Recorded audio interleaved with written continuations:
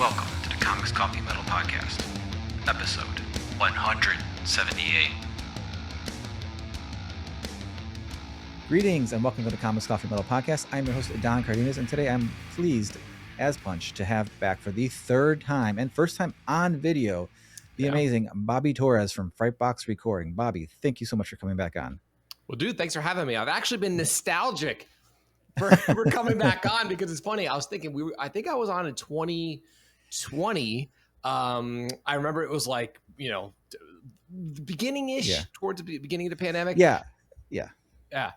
Then 3 years later, right before The Flash came out, I remember I was talking about The Flash. We were talking to each other about The Flash, which we're going to talk about today. But then here we are. So great to be back.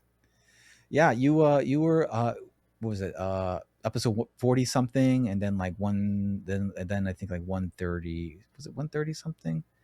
I don't, because for a while I was trying to go weekly, then bi-weekly. So my episode numbers, I can't like pinpoint the numbers. I've taken breaks here and there, but yeah, it's been a while. It's just been a while. It's since I've pivoted to strictly, not strictly, but to mainly video.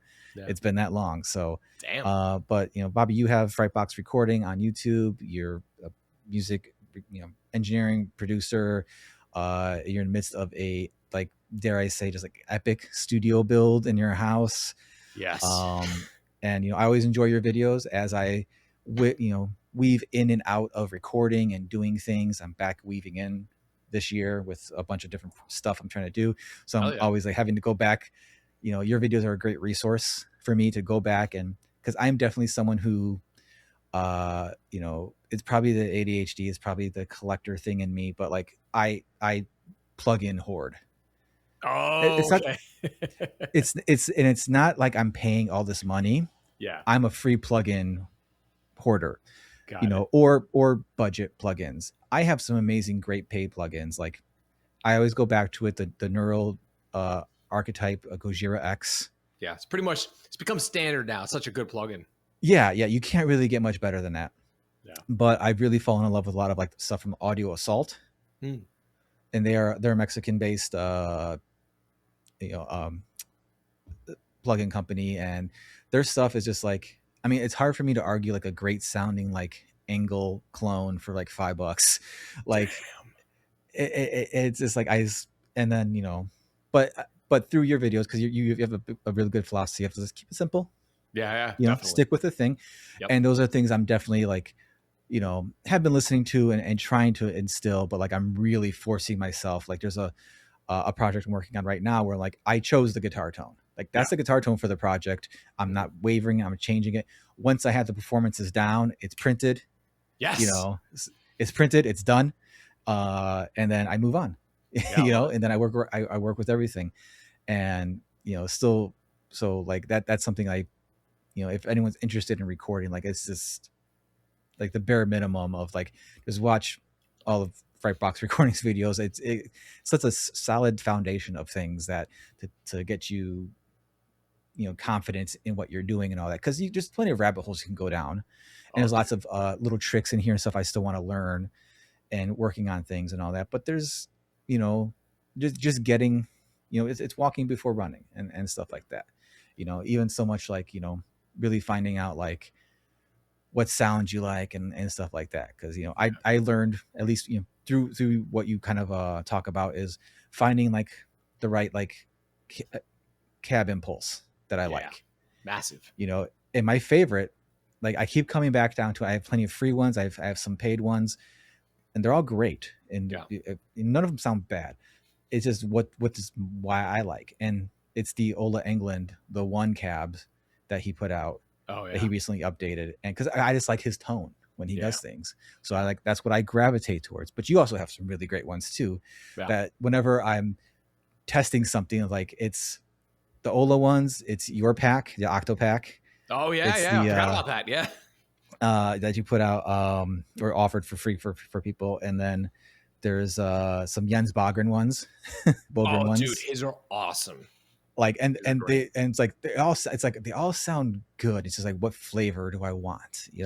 And stuff like that. And it's very much like that with like comic book art and stuff like that, especially those who like me work digitally as well, because with comic books working digitally with comic, you can, plugins are like brushes.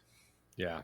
There's so many out there that do so many things that look slightly different, have different effects, I hoard those too. But mostly just because it's fun to experiment with that. But totally. But it's definitely is when it comes down to it, I'm always using the same 3 or 4 of them anyway. Dude. And I'm trying to get my brain like that for music production. So just wanted to start off the podcast by just like espousing the Tao of Frightbox. Like, awesome, let's man. Keep it simple, stupid. Just, but it's proving and will continue to prove valuable to me in my musical endeavors. But enough about that. I want to talk about your new studio build and how things been going, all that. But it's been a few years. We need an update here. So, Bobby, Comics, Coffee, Metal, what have you been digging lately? Okay, so I'll start with comics now. Full disclosure, I was I still have them actually. I should see if some of them are worth money. Huge comic reader in the 90s, specifically the DC stuff, more specifically, as you probably know, Batman stuff, the Nightfall. Are you a Batman guy? I enjoy Batman. I'm not as hardcore with it, but there's a new Batman series that I think maybe is worth you going and checking out. An actual comic series? Yeah. Oh, interesting. Okay. Yeah, because I know they've rebooted it a billion times since the 90s. Yeah. They had the there's this huge Grant Morrison run where they kind of like embraced the entire history of Batman, from the goofier, sillier stuff to like the real dark, edgy stuff that was happening and all that, and kind of like tied it all into like one mythology. And then DC has gone through a couple since the 2010s, have gone through at least I think 2 or 3 different kind of restarts to things. And I think but for the most part they kind of leave Batman alone because he's the moneymaker.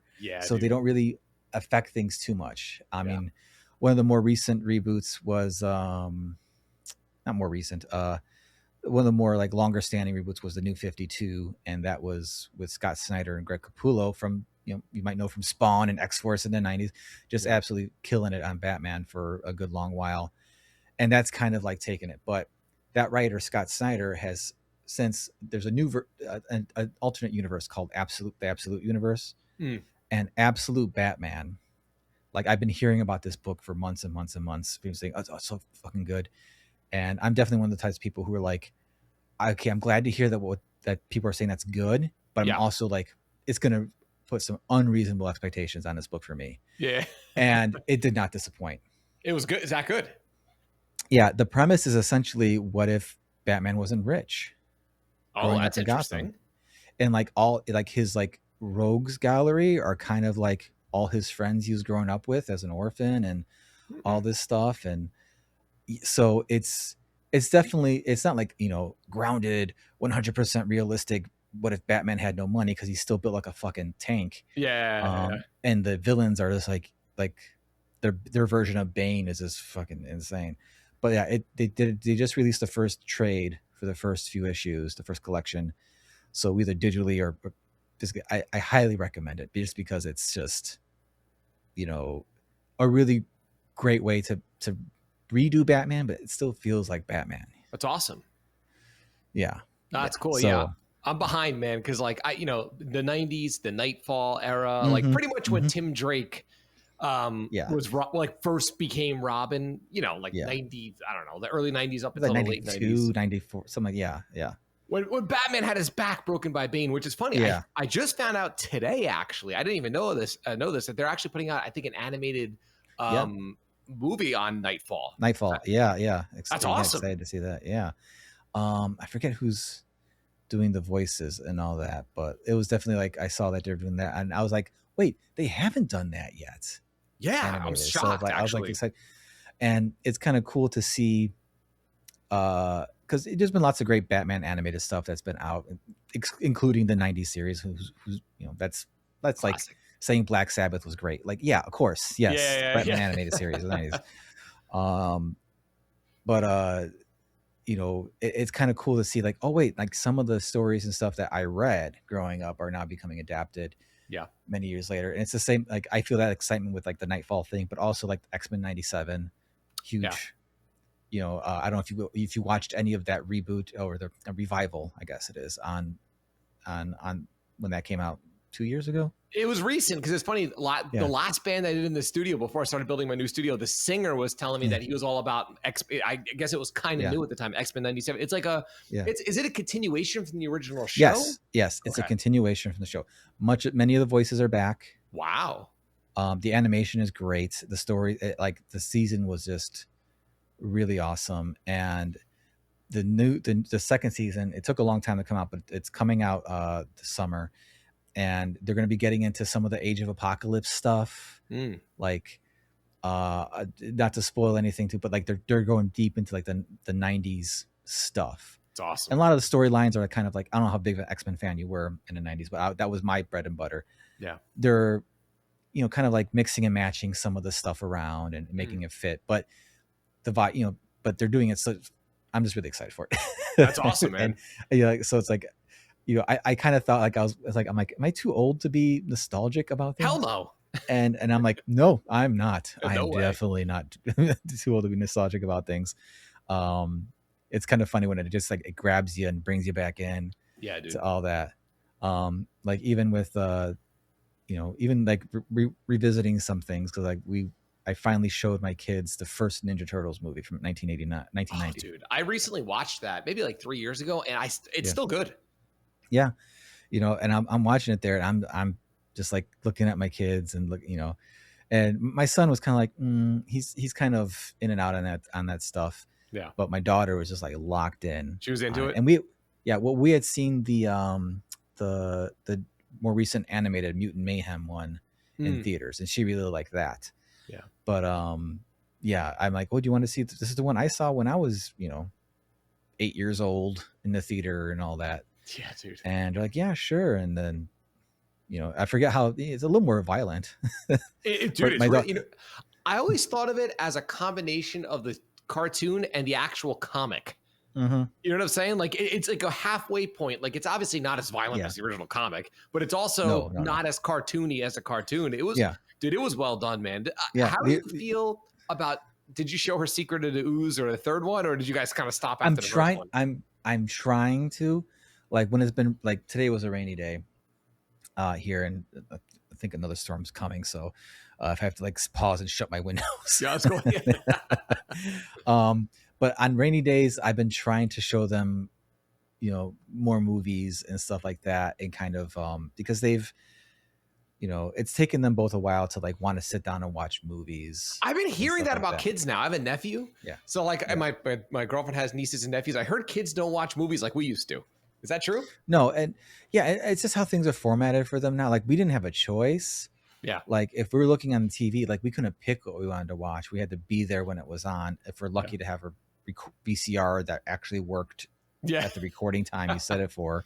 Yeah. Or you flip it, or even if you had cable, you're flipping through the channels and it's like, oh, this is on. I'll watch this. Put this on or whatever. But there's a beauty to that, I think. Yeah. Not having to think and just like putting on TV. That was my wife and I say all the time, we miss it. Like it's the same thing with music. Like I have all the music at my fingertips, but it's also like, I could pick everything. What am I going to pick? It's like having too many plugins.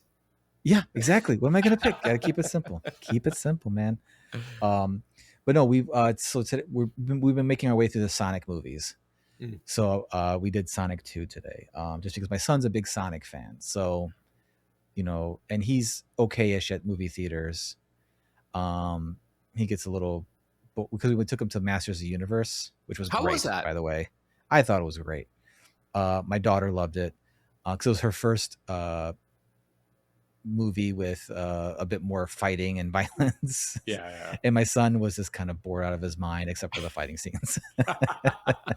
So, but taking them to that and all that. And so I'm trying to get them geared because my wife and I, that's one of our favorite things is going to the movies. Oh yeah, man. And we like all kinds of, we took them to see Toy Story 5 or whatever. And, that was more their movie. So they enjoyed that.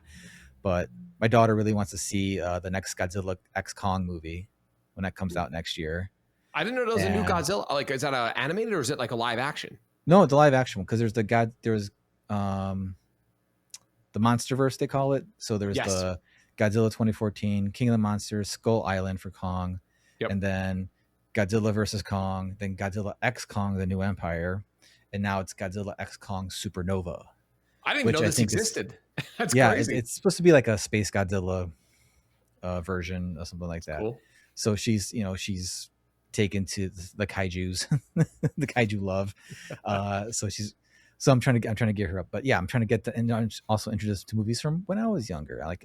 My wife and I were having this discussion not too long ago, like when can we show them like Ghostbusters or like, oh yeah, or Monster Squad or something like that, dude, so good. And then in my own selfish thinking in the back of my head, I'm like, I can't wait till like I don't grow up too fast, kiddos, but like when they're I can't wait till like teens. I'm like, oh, are they gonna like love watching like Dawn of the Dead with me? Yeah, like, dude. All these other like that's the what I'm trying to get excited for. But yeah. Well, in our long day, story short, yeah. It was different in the 90s. I don't know how it was with you when you were a kid, but like I was watching Halloween literally when I was 4 years old. Not I don't recommend it, but like it was different back then. I was born in 1982. My RoboCop 2 came out in 1988. Yeah. I saw it in a theater. Was it 88? I saw that's 2 what it says, released in 88. I saw RoboCop 2. Dude, that's violent. In the theater. 6 to 8 years old. My God. Somewhere in there, maybe it was 99, between 88 and 90. Yeah. I saw in the theater, dudes getting just like made into ground beef with bullets, Yeah. And I had seen RoboCop 1 before that though too. So oh my God. Yeah. So I was shocked going back how violent RoboCop is. Yeah. Yeah, I'm not the best judge. We grew up with, we also grew up in the time where if, mom or dad slipped the cable guy an extra $50, you got a different box. Yep. And you got more channels. Yeah. And lots of, unsupervised viewings. Oh yeah. of this, lots of just, late at night HBO, Showtime, Cinemax, whatever, just nonsense. So I don't want that for my kids because I feel like that wasn't probably the best thing for me, but a little. I think my daughter's probably going to be a horror hound for sure.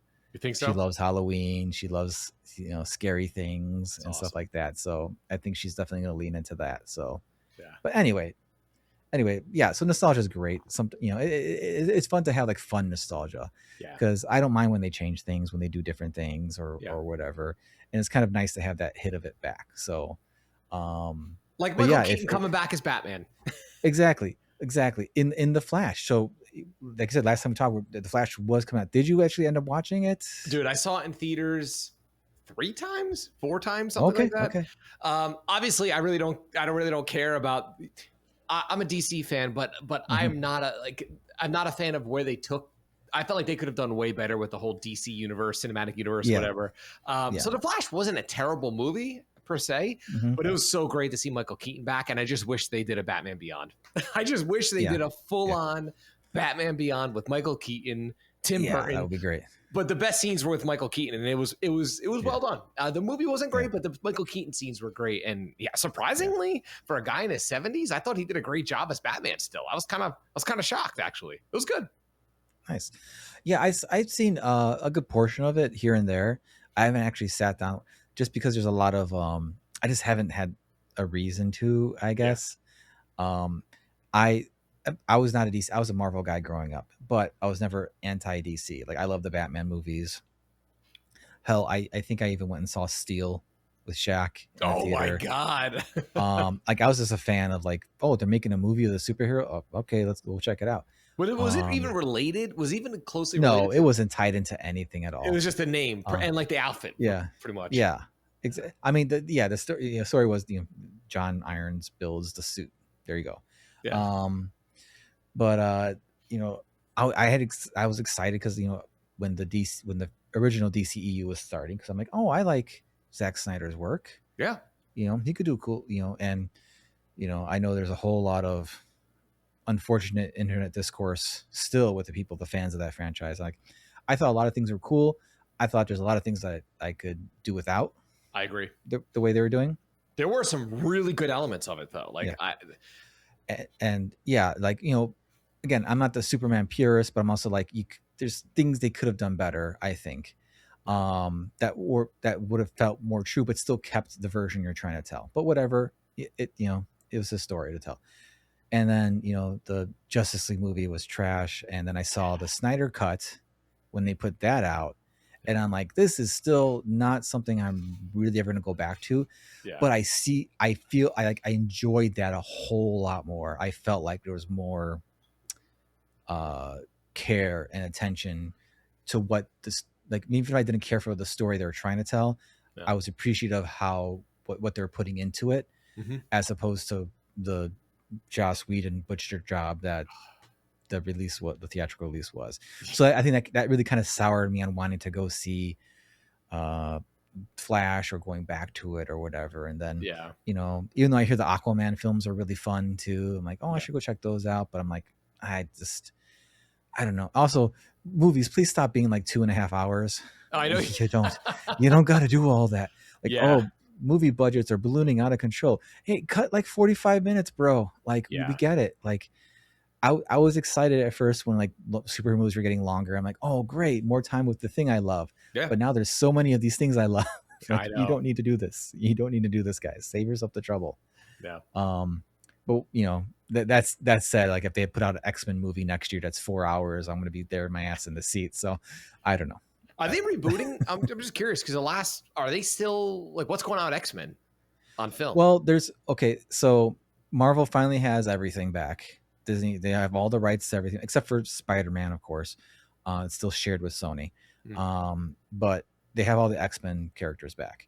So now I know their focus is to kind of like reintroduce them, but they're also doing this whole Avengers Doomsday thing. Yeah, confusing. And kind of like using that as a way to like restart back to zero with how that's going to go down and all that. And the rumors are, I don't know if you've seen any of the previews for the new Spider-Man movie. No. But the rumors are like, I've seen a Nicolas Cage preview. For the Amazon show Spider-Man. Yeah. I'm waiting to dive into that because that looks real fun. But Sadie Sink from Stranger Things is playing a mysterious character in there who kind of has some telepathy and all that. So people are like, oh, is she Jean Grey?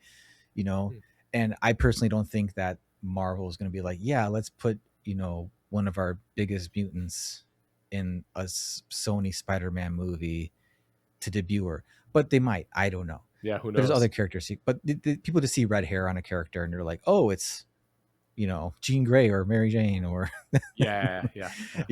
Whatever. But it is a focus of them to like restart the mutants because they do have a director hired and a writer and they want to get back to the school and like, so kind of like how the Avengers, yeah. So kind of like how the Avengers were like the focal point for like the first 15 years of this, I think they want to like switch, bring the X-Men into that and kind of start highlighting that and bringing that in. And I think the amount of push they're giving like the X-Men 97 animated show marketing wise and all that, I think they're really trying to get people to be like mutants.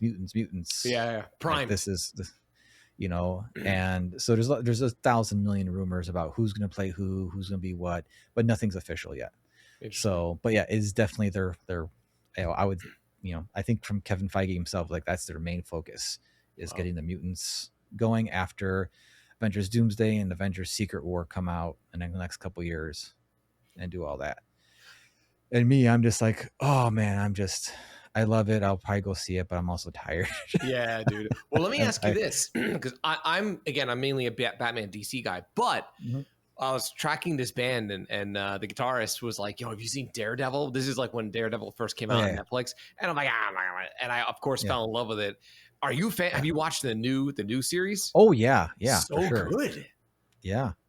I mean, the first Born Again season, was up and down for me, but I also kind of knew the history of it, the series going into watching it, where they kind of filmed like a few episodes and then like stopped and like Charlie Cox and Vincent D'Onofrio were like, this isn't working, guys. Like this is not the best way to do this show. What were And they then trying to do? They're completely, trying to make it like Disney like what were they were trying to make it more? I don't know exactly what they were trying to do. Like there's some of the episodes, in my opinion, the weaker episodes. I forget exactly which ones, but I knew I just at the time I'm like, yeah, those were definitely the weaker episodes.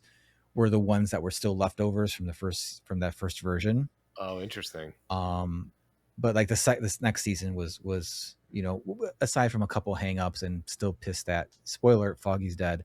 Yeah. Like you like I was still holding out hope, like the comic book hope, like he's gonna come back, right? Yeah. It's gonna be some sort of big cover up of the thing. He's gonna come back, and our avocados at law are gonna be back together again. But no. But for the most part, yeah. And then they had that I mean, it was great. It was appointment viewing for us. We made sure we watched it every week and all that. And that Punisher special was kind of there. I don't know if you watched I haven't that. seen it yet. I haven't seen it yet. Some people love it. I thought it was fine. Okay. Yeah. I don't really feel like I'll keep my opinions to myself about it. But yeah, I don't want knock your socks off. Well, I just feel like it's not doing anything that they haven't already explored with the character before. Oh, okay. They're just like doing it again with a little bit different twist, I guess. But since you haven't seen the new Spider-Man trailer, Punisher is in Spider-Man. Wait, like the same actor and everything? The same universe? Yeah, that Punisher is in the Spider-Man movie. That's cool. Along with the Hulk too. So it's a full on like, what is this movie going to be in a good way to me though? Like this, there's a lot of comic book stuff in Spider-Man here. Yeah. Okay, it's cool. Yeah. So if you like the Punisher, like I mean the Punisher, one shot film or whatever, it was like 45 minutes or whatever. Like it's fine. Just put it on. You might really enjoy it. I could see why John Bernthal wanted to do that. Yeah. But I'm also like, we've explored we've explored this a lot, and based on where we saw him in the last season of in that first season of Daredevil, Born Again, like I don't know why we're doing this again or doing or going back to whatever it is they were doing there. But that could just be me. I'm not here to yuck anyone's yum on that kind of stuff. But I am excited to you since you are a DC fan, like the Batman 2 with Robert Pattinson's coming out. They're filming that now. That seems like it's going to be a good movie, just because I have faith in the director, and the cast seems pretty great. They got Sebastian Stan in there and Brian Tyree Henry, and on top of a bunch of other cool people. And then I want to see Supergirl, but I don't know if I'm gonna get to a theater to see that. Yeah, I like Superman. How was it? I liked it. It was really fun. I liked it in almost kind of the same way I liked Masters of the Universe. Oh, okay. Like it embraced some of the more fantastical things. Like James Gunn is James Gunn, so he knows. I think he has a real good talent for weaving in crazy concept stuff, but still kind of feeling it. Was it? Am I going to say it's like the greatest Superman movie ever? No, but it's good.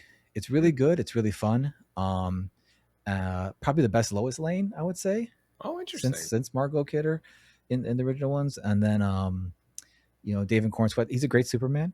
He does a great job. What's his name? I'm forgetting his name. Nicholas Hoult as Lex. Great. Just fucking hater number one on earth, Lex Luthor. Like, I'm excited. I'm glad they're doing a second one. I'm curious to see where that goes. But I think Supergirl looks interesting. And then what else do they got working on? They got a bunch of other DC. Clayface. Oh, that's. Well, what universe is Clayface still happening? Is that? I don't. It because I thought initially they're saying it was going to be in the Robert Pattinson version, but now I've seen things where they said like, no, it's just a different, like they're pulling the Elseworlds title That's kind of cool from though. DC Comics, and which I'm fine. Like, I think movie audiences these days understand, like, oh, Yeah. it's not connected to those. Okay, cool, but it's still like a thing. Okay, Yeah. they get the Elseworlds, like, oh, it's a different universe. Cool, but I don't know. I feel like James Gunn's kind of like saying, like, let's see where this goes. If we can bring it in, we'll bring it in. If we don't, we don't. Oh yeah, leaving it open. I'm, but we'll see. Maybe they have a master plan. I don't know. Yeah. Well, dude, I But love the first Joker was phenomenal. Yeah. I've loved it. What Yeah. why did you see the second? Like, what? No, what did they do? I have not seen either of them, but What? I've been Really? wanting to go back and see the first one, just because, again, it was that thing where everyone was talking about that first one. Yeah. Where I'm like, I feel like I'm just not gonna enjoy it for what it is. I'm gonna be expecting it to do something to hit me in a certain way that it's just not going to. Yeah. And then once that subsided, all the like chuds who like, oh, this is how you gotta be, who took that as like a cue of how to live. Yeah.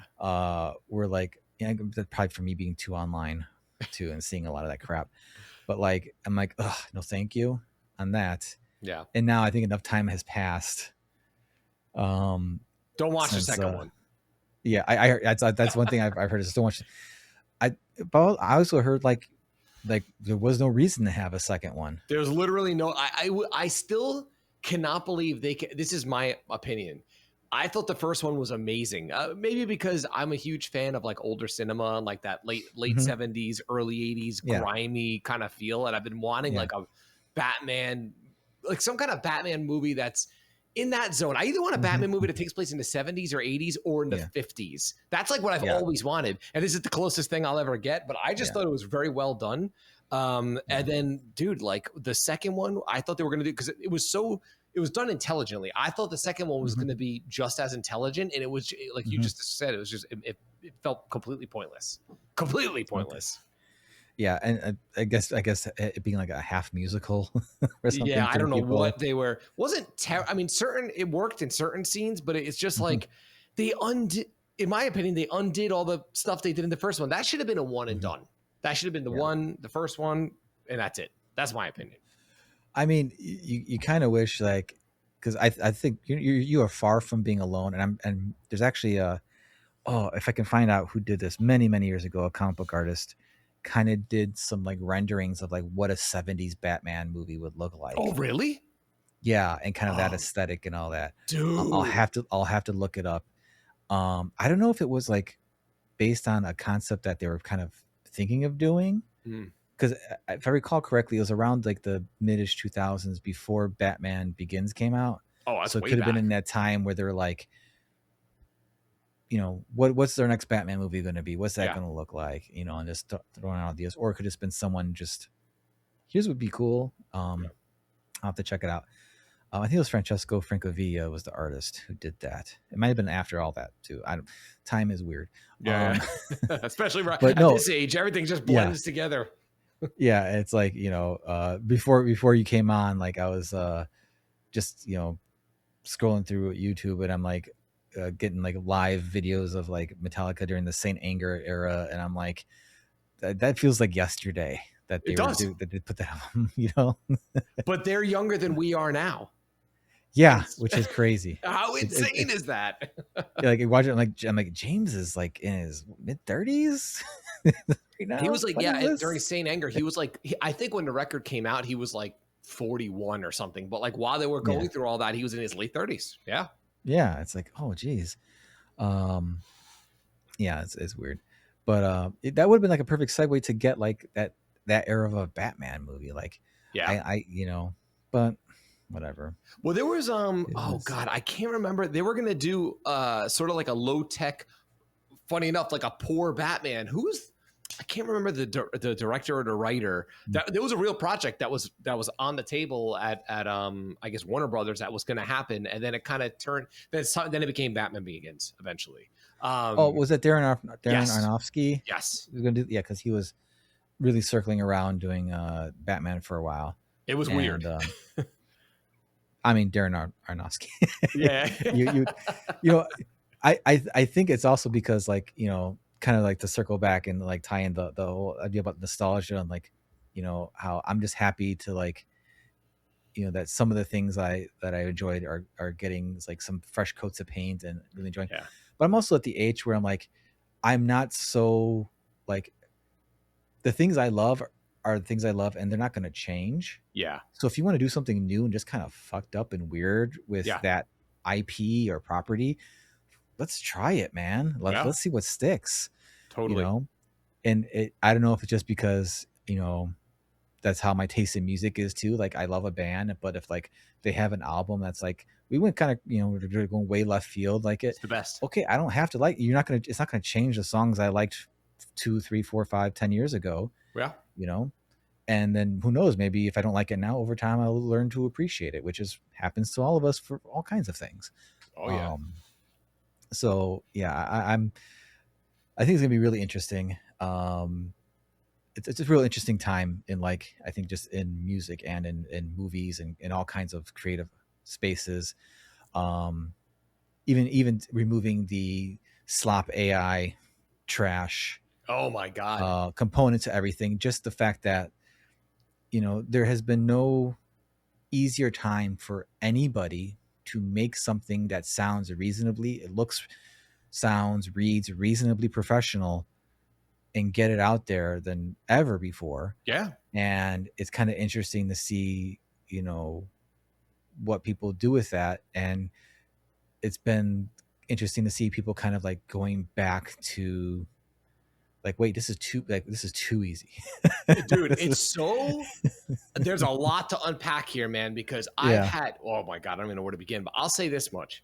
Tell me if maybe you've experienced this in your world, but I can tell you this much in the music world, just YouTube alone, there's a lot to say here. So everybody was freaking out about AI about a year ago, maybe, the last 2 years. Oh my God, no one's going to play. Bands are going to be done. Dude, I don't know what the hell happened. This is anecdotal. This is my experience. I kind of feel like nobody cares about AI now. Like, I feel like everybody was freaking out. Everybody was using it like crazy. And do you know what Suno? Do you know, is it Suno? Yeah. The whole Suno business. Yeah. But now like every band that contacts me are like a normal band again. Like this started about a year ago, but now it's almost like nobody talks about AI. I think everyone's just AI it out already. It's only been around a few years and people are already sick of it. Like you just said. Well, here, instead of it being a thing that kind of became like a natural progression of developing things, they pushed it so hard so fast because they wanted to make that money off of it, which they aren't. It's funny because I just saw an article about how was it OpenAI or someone was saying like, we need to have billions in revenue in order to stay. Yeah, it's called a business. Yeah, like you need to make money to keep doing what you're doing. Yeah. But if no one's actually getting any use out of it, and everyone's just using your product to make their favorite anime characters have bigger boobs, then what's the point? Like, so it's in comic art, we see it less in terms of like, because it just can't. It's like it still just can't do what we do in any type of consistency. Mm-hmm. But even if it can, it's just like you could tell. And then it's so very much it's like, so weird. Like even like we finished, the collection of my book and all that, and we got it out. We had to make, we proudly had to say, hey, no, we see it. Oh, you actually put that in there? Yeah. It's awesome. Not, and it's not that no one will believe it, or things that look like no one's going to believe this wasn't made with AI. It's just like a stance we have of like, no, like this was made with blood, sweat, and a lot of tears. Yeah. Well, let me ask you. Let me ask you this about AI. Like, do you use it as a tool at all, or is it kind of like you just like for art? Hell no. Okay. The most AI thing I do, and this was just because I needed to separate some tracks. Yeah. From like a really old demos. So I wanted to get like vocals out or whatever. So I used a service. I used like a free version of something to just to kind of take the vocals out. But that, I feel like that's been something that's been around for before the big AI push. Yeah. They just slapped AI on it now. Of course. It's all algorithms and all that. And even then before that, I had, the person I was because one of the projects we're working on was someone had a band in the 2000, early 2000s and all that, and over time, they had a bunch of songs they had demoed, but they've kind of went separate ways and are now not compatible with each other. I'll put it that way. And the singer was like, I've gotten to know them through comics and all that for a long time. And he's like, hey man, do you want to like just see if we can finish these songs together and jam them out? So I'm getting like old phone recordings from like 05, 06. Oh yeah. So I'm like having to like take out like the whatever rehearsal room vocals or guitar, or just to kind of hear what's happening, to try to like see what Learn I the can do parts. to like to it's more learning like, okay, that's what they're kind of doing, and I'm gonna do my version of it for the most part. But that's the extent of like AI stuff I do. For like, I can't think of anything else I would want to. Even then, like I felt icky kind of doing it, and I asked the singer's permission if I could do that. Even like, are you cool if I just? He's like, it's fine. Who's gonna care, But like, I just like, for image generation or sound generation or visual generation, I just can't. Like it's the juice ain't worth the squeeze. Yeah.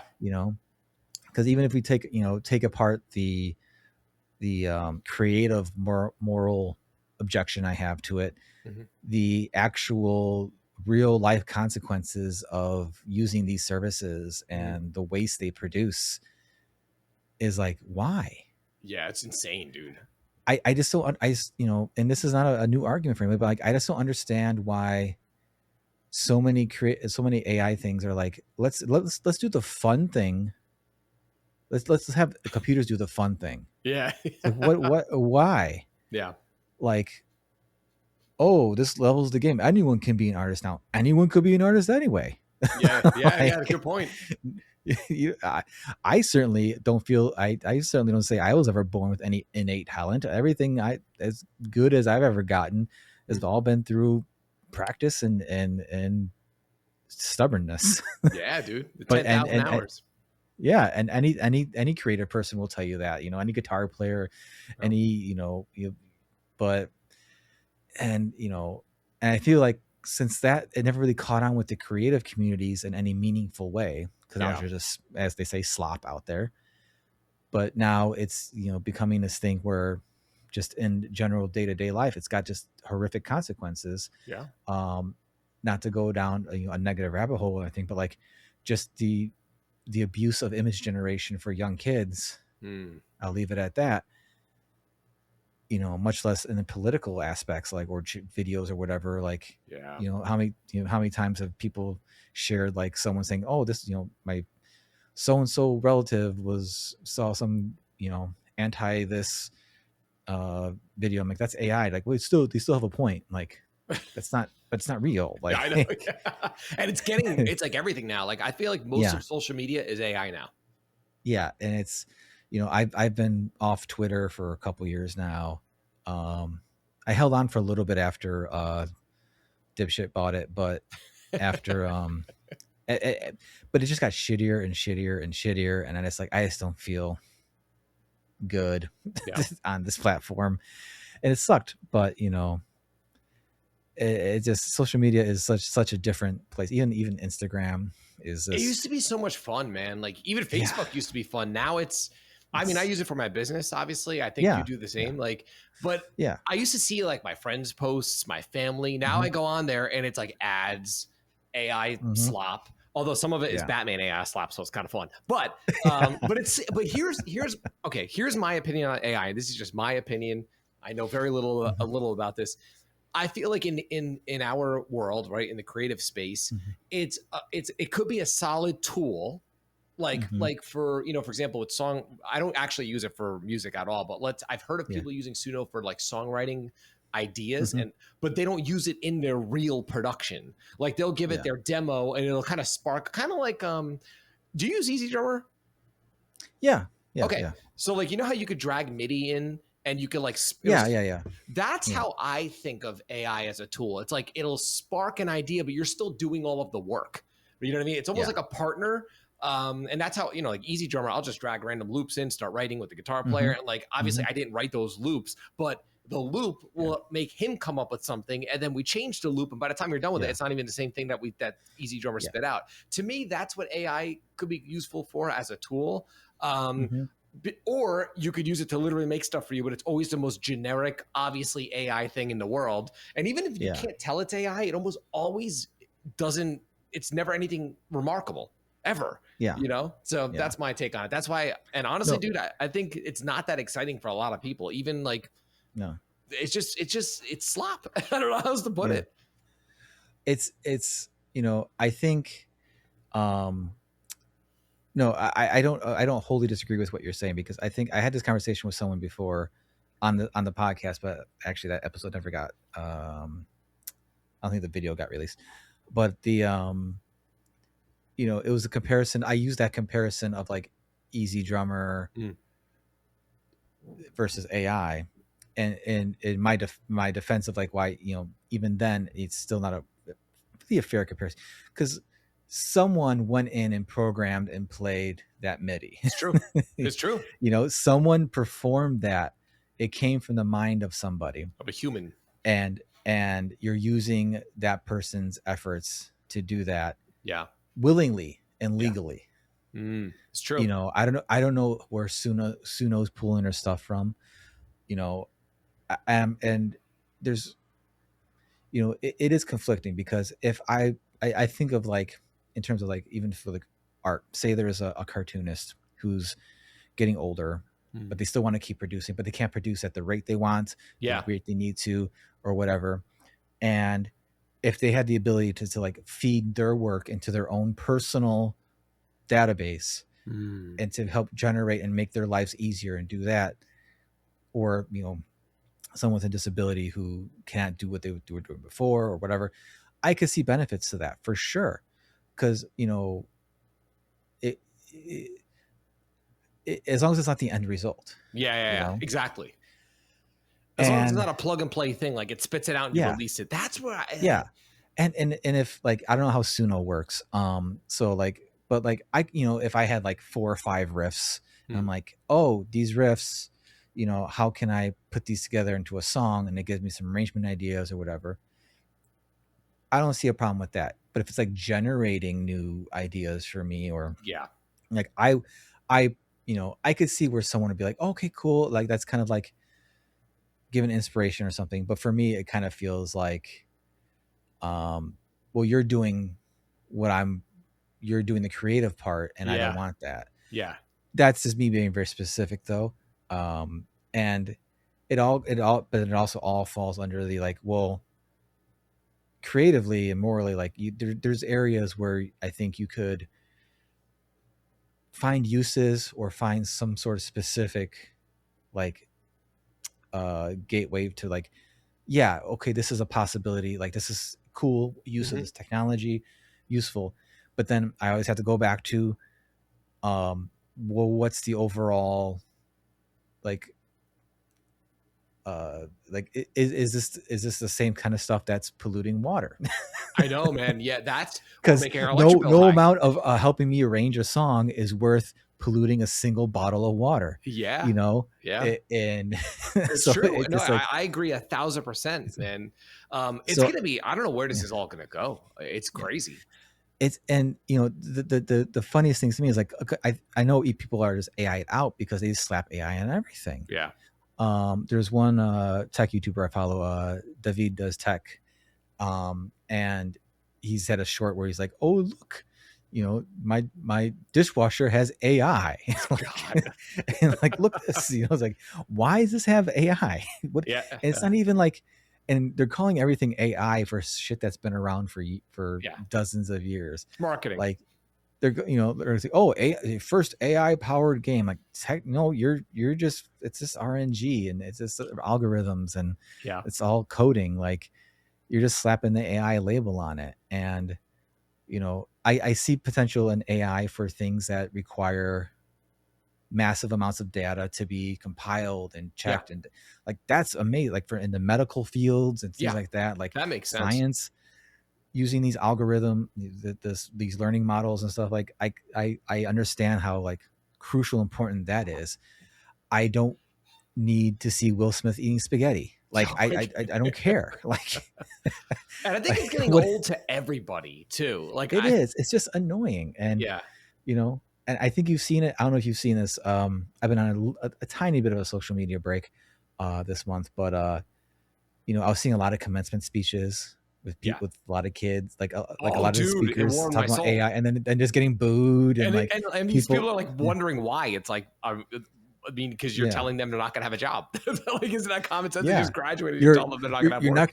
You're not going to have a job even though you paid all this money to go to the school, and on top of that, you're not probably going to have any drinking water. On top of that, you're probably not going to, you know, be able to sustainably live anywhere. Yeah, man, it's crazy, man. I don't know what's going to happen, but I do know. I'll say this much, and again, I know this is anecdotal, but I have noticed a huge or a noticeable downturn in people giving a crap about it like they used to. Yeah. You know, I don't know. Maybe it's just in my life. Like for the longest time, like I was getting a lot of questions through my email, through my YouTube channel, like, oh, what's going to happen with AI? Is there a point to writing music anymore? Now, like, it's almost kind of like with my audience and even people in my life, it's like we're back to 2021 again. Like it's back to, you know, asking questions about amp sims and normal stuff. It's like, oh, so AI is not something anybody cares about anymore. Maybe it's just me. I don't know. But like, I think because I think the people who are probably most excited about using AI for creative endeavors are just they're not getting the fulfillment out of it they thought they would. Yeah. Because you can't. Yeah. And you know, you just can't when something is a very minor example, not AI, but like I was working on a comic book page and I found a brush that like did a thing I was trying to draw automatically. You know, kind of like almost like a stamp or something. And I did that and I'm staring at it. I'm like, technically it looks good because the brush, that material was well drawn and stuff, but I didn't do it. And it didn't feel right to me. Yeah, totally. So that ended up in me for my, it was for like a bush and leaves and stuff. But that ended up having me just go and just like make my own version of that. Yeah. That looked like I drew it. And, you know, because I did draw it, but I just made it up my own brush so I could lay down a pile of leaves really fast. Yeah. But like, that was incredibly more fulfilling than like, oh, I took something else someone else did and used it. Yeah. Now there is a fine line between, you know, what I do in terms like, you know, it's art, but it's also commercial art because I'm selling it, and some people don't have the luxury of taking their time like I do with things, so you kind of have to use those tools. So but like it's just like, I just don't think people are getting that fulfillment out of it. And so like you're making, oh, look at the song I made, oh cool, how'd you make it? Oh, I did this Suno thing, whatever. It's like whatever. Oh, okay, yeah, cool, great. You know, it's kind of like the good job, buddy. You know, and it's like you're not getting that satisfaction because even, you know, and also I think if these are people who are being creative for like, you know, really trying to tap into a creative thing for the first time in their lives in a long time. Yeah. I think they're coming across that thing that Ira Glass talked about. Like, you know, when you start, you suck. Yeah. But as you get a little bit better, you are getting better, but you still feel like you suck because now your tastes are changing. Yep. And you're appreciating finer things and finer things. There's that goalpost that keeps moving. So you're never going to reach that, you know, that what you think is great, to the extent you think you want to. And I think these people are coming across that pretty fast. Yeah, too fast. Because too fast, and then they just go, you know. And of course, on top of that, they have to pay for these services. They're not making money off of it. You know, and there's another thing too. They probably thought, oh, I'm going to make these professional sounding songs. I'm going to get 1 billion streams on Spotify and get my $15 or whatever it is. And, you know, it's just like, it's not going to happen. It's just not going to, you know. And even back in the early days when the image generation was getting some sort of like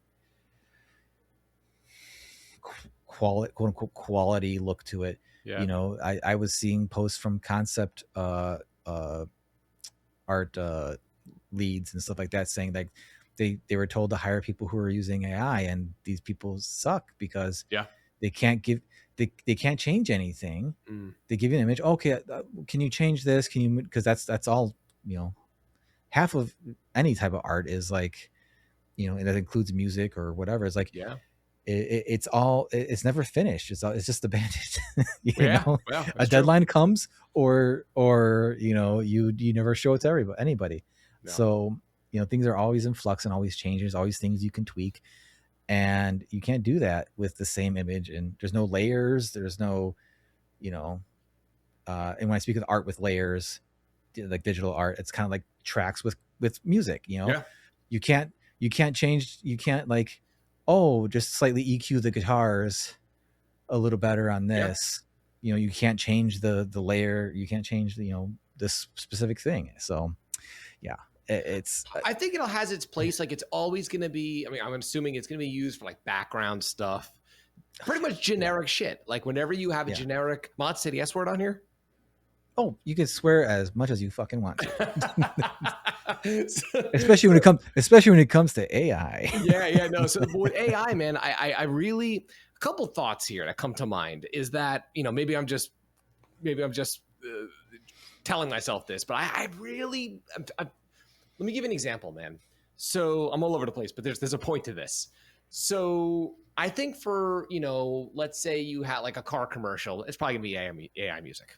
That's just whatever. Yeah. Like, but let me give you a real world example. So I had because I do production coaching as well for people who are super serious. And I had a great client a couple of years ago. And he I think he was in his like late 40s.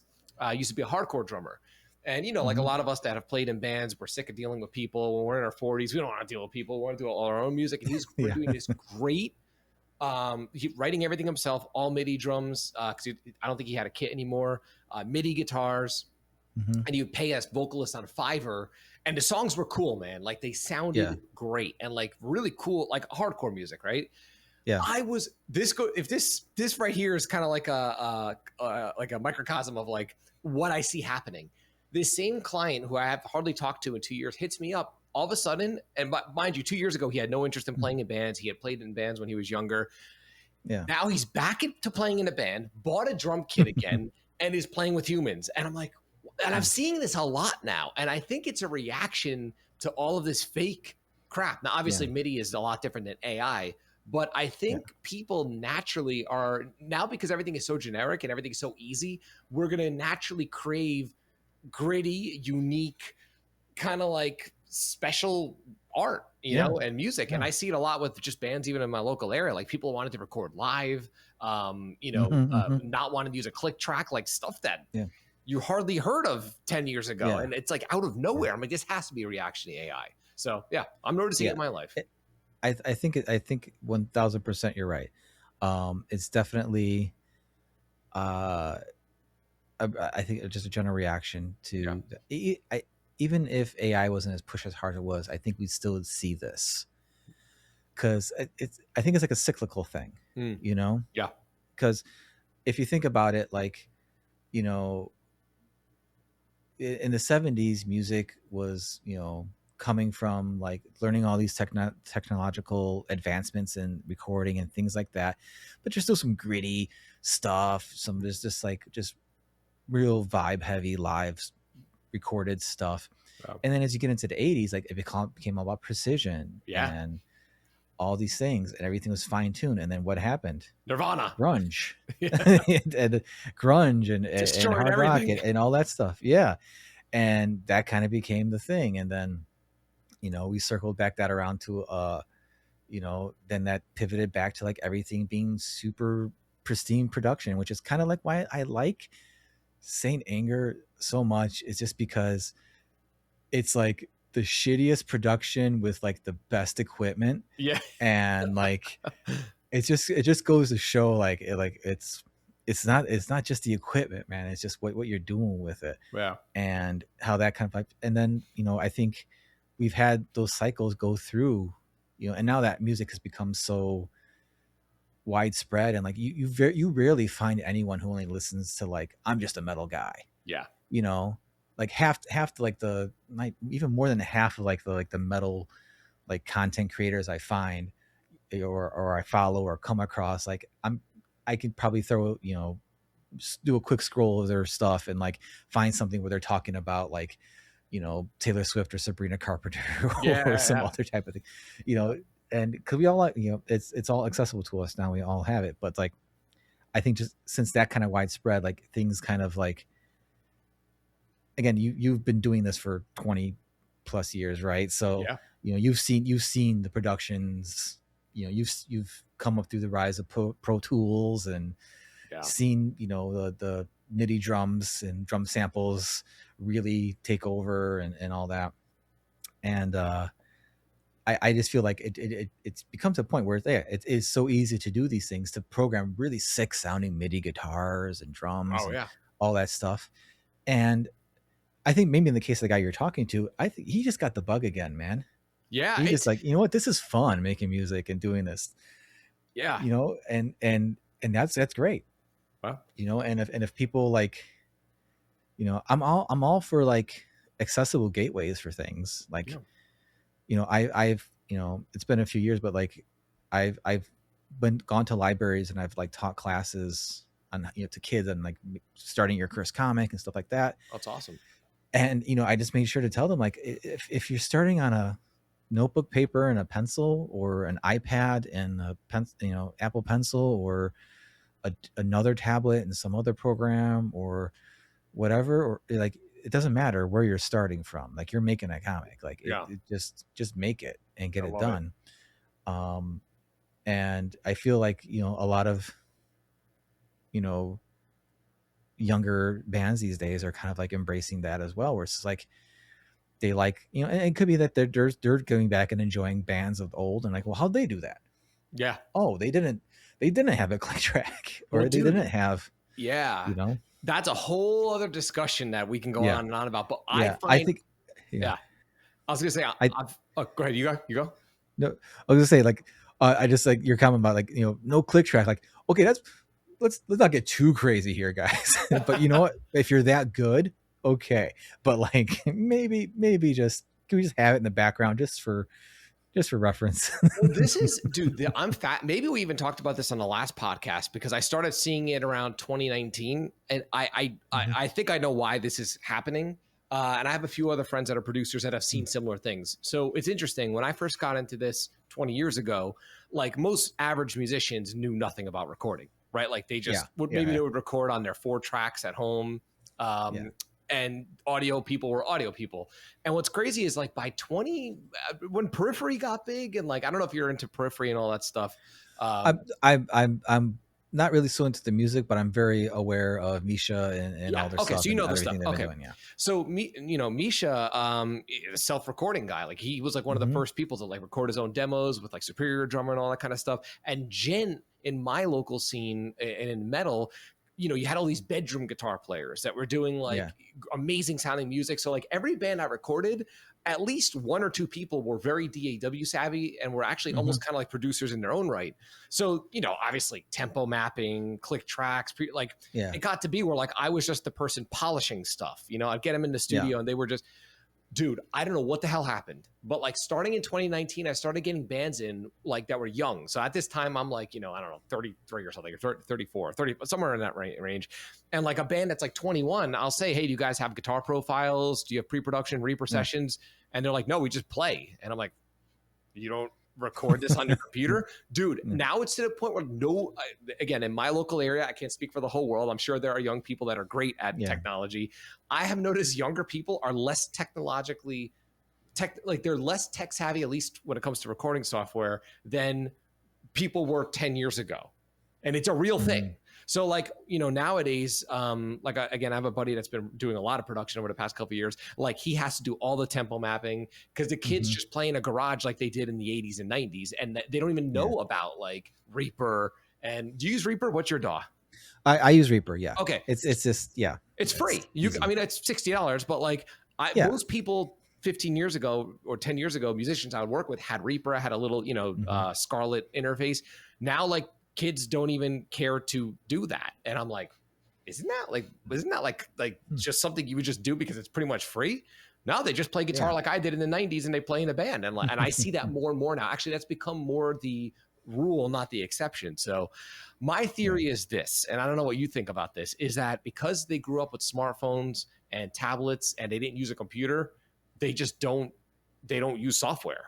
Obviously they use apps on their phone. That's software, but I'm saying like they're just not installing drivers and they're not sitting at desktops. And again, I know that I'm sure there are tons of young people out there that do use these things, but I've noticed less, and I expected it to be more, not less, as time went on. So it's real, dude. Well, because it was until like I think iPads and all, even like Chromebooks became such an accessible thing for everybody that, you know, to do, you know, big computer work, you had to go to a PC. You had to sit down at a desk, a PC or Mac or whatever, and do that. And now you just don't. Yeah. You know, even now, we do. I do. I don't know if you do. Yeah, I do. I mean, there's things I don't, you know, you know, my wife and I, we're all millennials. It's just like, oh, I have something important to do. I'm going to go on my computer. Hold on. You know, like or was it the joke? Like, oh, I got to make a big purchase. So let me pull up my laptop. Dude, like, that's me. You know? I don't buy anything on my phone. I still don't. It just doesn't feel right to me. So like there was the, you know, there's that aspect of it. Cause like I could very easily edit my podcast, track in GarageBand, all that on my iPad Pro that I use for my art. Oh, cool. You know, it's more than enough powerful to do that. Actually, I have an older iPad Pro that I first got that started getting kind of clunky, but it's still good enough to do those things too. That's awesome. You know, but like I tried doing that and I'm like, I just can't. Like, it's weird. It's just, and you know, meanwhile, like my kids are, you know, all over it. And then it's like, you know, but then when they come into my office and all that, and they see my computer and my PC and all that, it's like a whole new, like, what is, you know, like, it's like a whole new thing to them. And I'm like, it's just a computer, guys. Yeah. It's just a computer. But no, I think there is that there has been stuff said about like this, you know, younger generation's rejection of like technology. Like it kind of become like an overload for them. Like the iPad kids are like, you know, kind of just like, what's the term I'm looking for? They're kind of numb to technology now. So now it's like if they don't have to use it, they're not going to. Interesting. You know, which really I think kind of you know, there's been that uptick in, you know, just like, and I know it's just not old guys buying vinyls, like younger people. Oh yeah, I'm seeing younger people just buying vinyls and now CDs and VHS tapes. Yeah. You know, and I'm all here for it. Like even I went and I dusted out my old our old PS3 because I'm like, I'm tired of like, because I was trying to find the Ninja Turtles movie to watch my kids, and like no streaming service had it really available, and I'm like, I know I have a Blu-ray of this somewhere. So I'm like, let me pull out and I pull out my giant folder of Blu-rays or whatever, and like, well, let me get my PS3 out, and like, you know, that's how I found out my guitar. My daughter, when she was much younger, must have shoved the guitar pick into the disc drive. Oh God. They were not going in. I'm like, what? Like, I guess it's just broken, babe. I mean, it seems like old, but I'm like, well, you know what? It's well out of warranty. Let me take it apart and see what's going on. And I take it apart, and sure enough, I open up the disc drive, and there's a big old Dunlop guitar pick in there. And I'm like, honey, that's funny. Just put it in there. Easy fix though. And it works fine. Yeah, and now it works fine. So and my kids were like my son was fascinated with it. I don't think I've used that since he's been conscious of what that of things are. You know? And he's like, what is it? I'm like, he's like, the movie's on there? I'm like, yeah. It's a physical actually thing. On there twice. This side's full screen, this side's this side's letterbox. But yeah, it's just insane. But yeah, I think kids are rejecting it, and it might be making your guys' jobs a little bit harder again. Well, dude, you know, at first, but it's also like, you know, I have to think just from my perspective. Like, I think it'd be kind of cool. Like, oh, they don't know all this stuff, so you can kind of be like in teaching, would help them figure it out, because that'll help them grow as musicians and what they're doing, what they're thinking for the next project and all that. And or you could have a completely different experience. No, well, dude, it's so unexpected that like I kind of didn't know what to make of it for a while, but now honestly, man, I think it's awesome. I think it's awesome because obviously there are people that are young that are going to get into what I do and all that. But I'll tell you a couple things. You know, when I look at my analytics on YouTube and even like people in my private community, everybody is over 35, dude. Like no one, very few people are under. And I'm like, is that because I appeal to older people? I know. I think younger people just don't really, as a whole, don't have interest in production. Which is fine, and that's totally fine. But I think for them, it's kind of like when we were younger. Did you play in bands when you were younger? Yeah, I didn't play in a ton of bands, but like my last band, I think disbanded in like 20 years ago. Okay. And then I kind of fell out of music for a while after that. But yeah, but even then, that was like we recorded our demo, and I mixed it and put together on a free version of Cubase. Oh yeah, I remember that. But I didn't know we didn't know what a click track was. Yeah. We didn't know what we didn't know what any of that stuff was. I was just doing my best to line them up on my ancient ass computer and like make it sound best I could. And I remember we definitely didn't know what click track was because I spent over like an hour and a half trying to dub in a part that was just the bass only, segueing to another part, but there's like the timing wasn't like no one knew what the timing was. So I was just trying to play it the right time, as opposed to like, oh, maybe if I actually map this now these days, I'm like, oh, if we actually sat down and figured out the tempo, it would have been easy. But sorry, go ahead. Well, no, I was going to say what you just described, like how we, because that's how I was when I was younger playing in bands. Like I didn't care about recording. Like I cared about playing in bands, playing shows, recording at a studio. It's like that again, at least from what I've experienced, so I think what ends up happening with a lot of younger people, and I'm kind of just like speculating here, let's say they find like Deftones is huge now because of TikTok, right? Limp Bizkit is big now again. I think they hear a song, they like it, they get into playing guitar or playing drums or whatever. They start a band and they play together. They're not going, let's download software and record ourselves. Like they're not really interested in that. So when they have to record something, they got to go somewhere. So it's interesting. That's what I've seen. Again, this is East Coast, New Jersey. I don't know. Maybe the rest of the world is completely different, but like, it's interesting. I also have, coming in from a parental perspective, I'm wondering if like this, like them just not even thinking about the recording aspect of it, just want to go out and play. I'm wondering if this is like kids who didn't have like, have been so starved for having that what they call the third space. Oh yeah. I could see that. Home, school, and then they need kids need a third space to like be kids and do that stuff. And I'm wondering if like we're seeing some of these things because of that. 100%. 100%. And there are so many kids, there's lots of kids that are just anti social media, because they see what it's done to people around them and just have no interest. They see what the ill effects are way more than any of the benefits. And I also kind of liken like I'm also wondering, I wonder if the lack of wanting to like record or learn production is because, to be honest, like the kids these days, if they have a decent enough phone, they could put it down in a good spot in the rehearsal room, and it actually will sound so much better than like your 4-track did in 1996. And it's like, oh, you want to hear our band? Here, we recorded, this is our rehearsal, and like it sounds good enough to get that like that kid fix of like, oh, it's man, got this the is video. us playing. It's got the video. It got video. And it's so easy to just like plug and play on something like that. So then like sit down and do all the minutia and all that.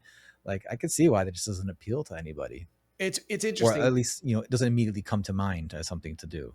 For certain people. But then the other thing that fascinates me to this day is like I love albums personally. I grew up on albums. I still listen to albums.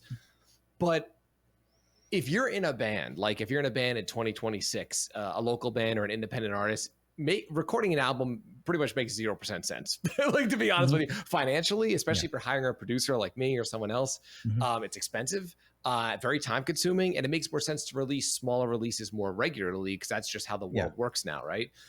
Yeah. I still mostly get people asking to do albums still to this day. And I'm like, why are we still doing? And again, I get it, but I think because it doesn't matter. I think it's just, that's just what's fulfilling to musicians. Yeah. It doesn't matter if it makes no sense or not. That's another thing. No, I get it. I get it, and if I were to put together any of the music projects I'm doing now, like these aren't just like, occasionally it's like a one-off or song or whatever, but like I would prefer to do at the very least EPs. Yeah. Here's 3 or 4 songs, whatever people think the proper EP length is. I think 3 to 5 songs is. I always say 3 proper. to 5. Yeah, definitely.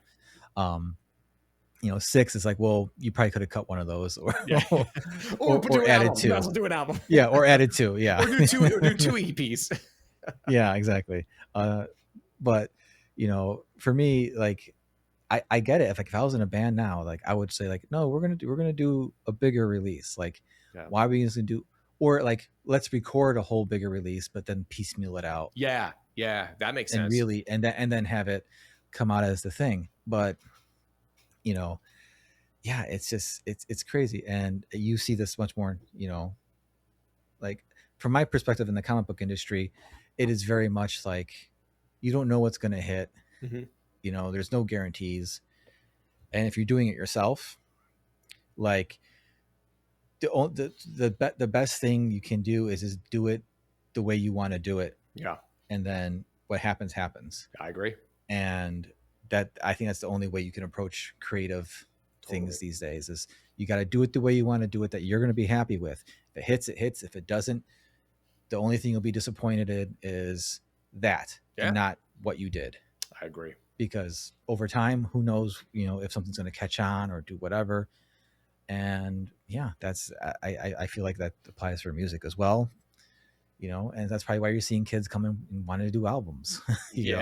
Well, it's interesting. It's I can't, like, the same people that come in and don't know anything about technology and want to, like, just that, some of them want to do records, but I feel like it's a lot of the guys in their 30s, maybe a little younger than me, maybe my age, definitely the guys my age all want to do records, like full. It's fascinating, man. It really is. I'm really interested in where we're going to be in 5 years, like from now. I'm really curious, because this is not, I thought this, man. And even when I was in college for audio in 2005, 2006, we all thought every band was going to be recording themselves in 5 years or 10 years. And here we are, 2026, and that's certainly not the case. I'm wondering what it's going to be like when we're like, pushing 50. Like, what are people going to be doing in the audio industry? Who knows what's going on in the comic industry and what you do? But it's pretty exciting. It's cool. Yeah, it's going to be interesting. I think we could all agree, like, the word is interesting. Definitely. It will be interesting. I think that both industries have a lot of similarities in that it's something that people do, that they're going to do no matter what. Yes. And if you can't, like, either people are making money off of it or not, they're going to, you don't decide,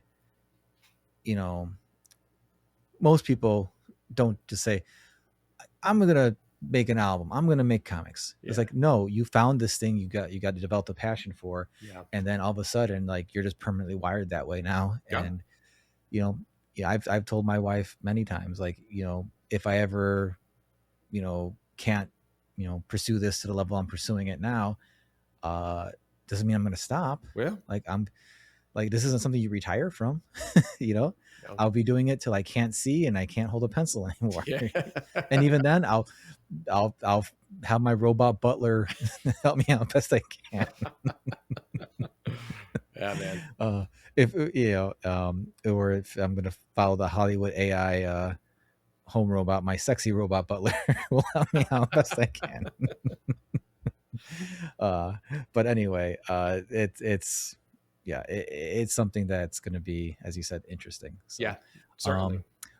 We've drifted way far off, but it was good. I hit coffee, and we've hit plenty of metal, but I want to hear what you're listening to and enjoying and looking forward to and all that. But let's go back to coffee real quick, because you've been doing that studio build. I want to get to that too. I don't want to keep you on too long. Yeah. But yeah, what's keeping you awake these days? Dude, you're gonna laugh. Your listeners are gonna cringe probably. The Kirkland brand Costco coffee is what on my jam is right now. There's no snobbery here, sir. It is whatever it takes. But also, my neighbor has a great coffee company, and we when we run out of his, we go to the Kirkland brand. Ripon Roasters in New Jersey. Ripon Roasters, great coffee. We just go through it too quickly. So when we go through his coffee, it's the Kirkland brand, and right now I'm going through a Kirkland brand. But yeah, Ripon Roasters is. I think I'm wearing his hat. Yeah, I'm actually wearing the Ripon Roasters hat right now. Nice. I'll check them out, because I've been remiss in for a while I was going through a lot of smaller roasters and just ordering their stuff and checking them out. Check them out, man. It's good stuff. Yeah. I actually, there's a band you record, Mainline, a band you recorded.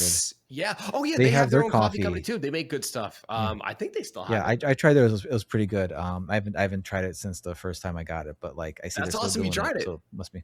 Yeah, because I'm I kind of have to, right? Yeah, that's awesome, man. Yeah, whenever the only ones I haven't tried, the metal ones I haven't tried. Well, there's been a lot more lately actually, but some of the ones I haven't tried that are the big ones. I haven't tried the Zach Wild, Death Wish, Valhalla Java, just because I'm that's not for me. Yeah. I don't need that much I ingest too much caffeine as it is. I don't need it in that form right then and there. And then I think Kirk Hammett had one, a greenie coffee back when he first bought that greenie out, Les Paul or whatever. I'm oh, I'll check that out. And it was $50 for a bag or something. I'm no thanks, Kirk. Yeah, damn. Kirk, I love you, but I'm not paying $50 with a bag of coffee with your name on it. But yeah, definitely. Are you a cream and sugar guy, or is it just straight black? Black. Okay. I'll have, if I'm feeling saucy on the weekend, I'll have a little almond milk and coconut sugar, but I'm pretty much black every day. Okay. Well, you mentioned New Jersey, and are you in a big Dunkin' town? Dude, there's every 30 feet there's a Dunkin' Donuts or a Starbucks here. But you know what's funny about Dunkin' Donuts, man? I haven't had Dunkin' Donuts in the longest time, but there's in my area they are hit or miss. There are certain Dunkin' Donuts that make solid. That's everywhere, even the Midwest. You go to any Dunkin'. I had a couple creators on a few episodes ago, Leigh Morgan and Skylar Patridge, and they're one of them is based out in your area, and we had a Dunkin' conversation for about 15 minutes. But yeah, it was, one of the things came up is the inconsistency, because there is 3 Dunkin' Donuts within a 2-mile radius of my house. Oh, damn. Here in the Midwest. And I can go to each one of them and say coffee, cream, and sugar, and I'll get 3 wildly different fucking drinks. Not too dissimilar here for sure. Yeah. So yeah, no, I got you. You said New Jersey, and I remember that, and I said, I gotta ask if there's a Dunkin' component to your life. Oh my God. Well, I'll tell you one thing. When I used to pretty much live at the studio, my old studio, dude, especially when I was younger and I was just eating and drinking whatever I wanted, I was at Dunkin' Donuts every day. Then of course 7-Eleven every day. Then Starbucks every day. When I think about all the money I've spent on at these places, it's probably it's probably depressing. Oh, that's a rabbit. No, we can't do that. We can't look at our past selves spending habit. I can't look at last month's Don's spending habits on food or drinks or whatever and feel good about myself. So yeah, especially post 2020 with how expensive everything is. It's crazy. Oh yeah. I feel like I should have a monocle on my eye when I say, I get the Fairlife milk protein shakes and the Bear Bells protein bars, to anybody who asks. But it's not a good number to run start thinking about. Awesome. Do you drink a lot? Do you drink 1 cup a day, 2 cups a day, or a whole pot? I've been trying to cut back again. I've went through some phases in the past 10 years where I've actually quit caffeine for a month, and I always go back because I miss it too much. But no, I have, I don't know how you would consider, I don't know what you would if you have a coffee maker, I do 5 cups Okay. But Okay. it's really like 3 mugs, really, Now, if I'm really desperate and I don't get a lot of sleep, then I'll chuck in another couple at the end of the day to get through like a session or something. But I pretty much have about 3 mugs of coffee a day. I try to do it earlier in the day. I try not to do it too late, but that's my jam. Okay. Yeah, I was certainly averaging, 2 to 3 cups a day, but then about a year or so ago, I started since I go to the gym 4 times a week, I go in the morning, so I take a pre-workout. Oh, yeah. So that has caffeine in it. Yeah. So I'm like, I'm gonna hedge my bets here and not drink that much more caffeine after I get home, even though since I got ADHD, I could drink a gallon of coffee and probably just go back to sleep. Yeah. My brain, but I'm for my own health. Yeah. Like there is, whether I feel it or not, I'm pretty sure there's a limit of caffeine I should be ingesting in my body for a day. Dude. So on top of that, I love soda too. Yeah. So on top of that, I love soda, diet sodas too. So it's like there's little bits of caffeine shots there too. Yeah. I don't know how much caffeine is actually in like Diet Pepsi or Diet Coke, but that was Not something I recently had to quit. Yeah. Last time I checked, I think it was like maybe 25% of what's in a cup of coffee. Maybe it's not much. I could be wrong though. Don't. It's not a science podcast. Don't do that. But lately, what I've been doing is I'll have a cup of coffee, and then in the afternoon, I'll have like one of the vanilla Fairlife shakes. But then I have like the Starbucks the chai liquid in the box. Yeah. And I was like, just pour a little bit over ice, and it's like perfect. Yeah. So it's a little bit, there's a fair amount of caffeine in the chai latte liquid, I guess, or syrup, whatever you want to call it. Yeah. And because I originally tried like, I'll steep some chai tea and then like let it cool and then pour it in there. It was just so much work. So much work. So I'm like, this is on sale. Let me go grab it and do that. Yeah. But in terms of caffeine, that's kind of where I'm at with that. So, but yeah, I feel like more people I'm talking to, it could just because we're all getting older. I was like, yeah, I'm cutting back. It's going a little bit less. Dude, it got bad in my 20s, my late 20s. I had friends at Starbucks, so I'd get it for free. This is not an exaggeration. I would wake up. This is like after college, before 30s. Wake up, have what I just described to you, at least maybe double, right? That's just the morning. Go to Starbucks, get a huge black coffee, right? Get to the studio, come home for dinner, go back to Starbucks and get another one. And that was like an average day. Like, dude, that was, there's no way I could do that now. First of all, I'd probably be up all night or I'll be tweaking. Yeah. But yeah, those days are over. Yeah. We in our coffee maker, I make 8 to 10 cups, and my wife, kind of she takes the majority of it, but I'll have like one big mug of that, and that's for the whole day. But that's also like if I've had like 400 milligrams of caffeine for my pre-workout a few hours before, which is always funny to me because like I'll still be like mid-workout and I'll just be like, oh yeah, right. And I'm just like sorry, like I did, but you know what? But I that's something I approached like softly because I was reading about having some caffeine in the morning before you work out like it could be beneficial or whatever. So I was having just like cold coffee. Oh wow! Like so I was just like leaving coffee in the pot and then like just downing a quick cup of black coffee in the morning. And I'm like, yeah, that's kind of okay. I'm feeling a little bit. So then I'm like, let me try one of these pre-workouts. And then like I was doing the 1 scoop or whatever. I'm like, yeah, a little bit better. Feeling a little bit better. I'm feeling a little more energized. Let me try it too. I'm like, okay, I feel like I'm awake now. That's good. Because I wake up like at 4:15 to go to the gym and all that. But that's because I have kids, and if I try to plan it during the day, something's going to happen. Oh yeah, I couldn't even imagine. That happens to me, and I don't even have kids, so I couldn't even imagine. yeah, like that. That's my wife's like, how do you keep doing? How do you stay consistent with doing that? And I'm like, because I have no other choice. Yeah, totally. Because even when my kids are in school, I just feel like something's going to happen during the middle of the day. It's going to throw me off, and I'm just going to have to like abandon ship. Yeah, so totally.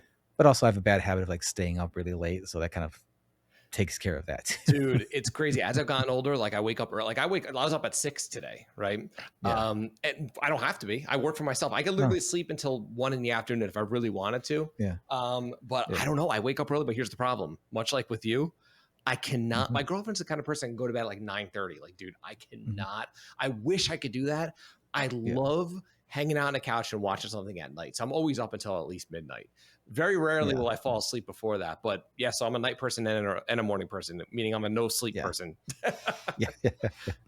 Well, it's that, you know, it's that, I think it's that create that thing with like, you know, people who are really, you know, really like into the creative arts and stuff like that. Not to say my wife isn't or your wife isn't, but just like the people who are, you know, constantly doing it. There's like that 10 to 2 a.m.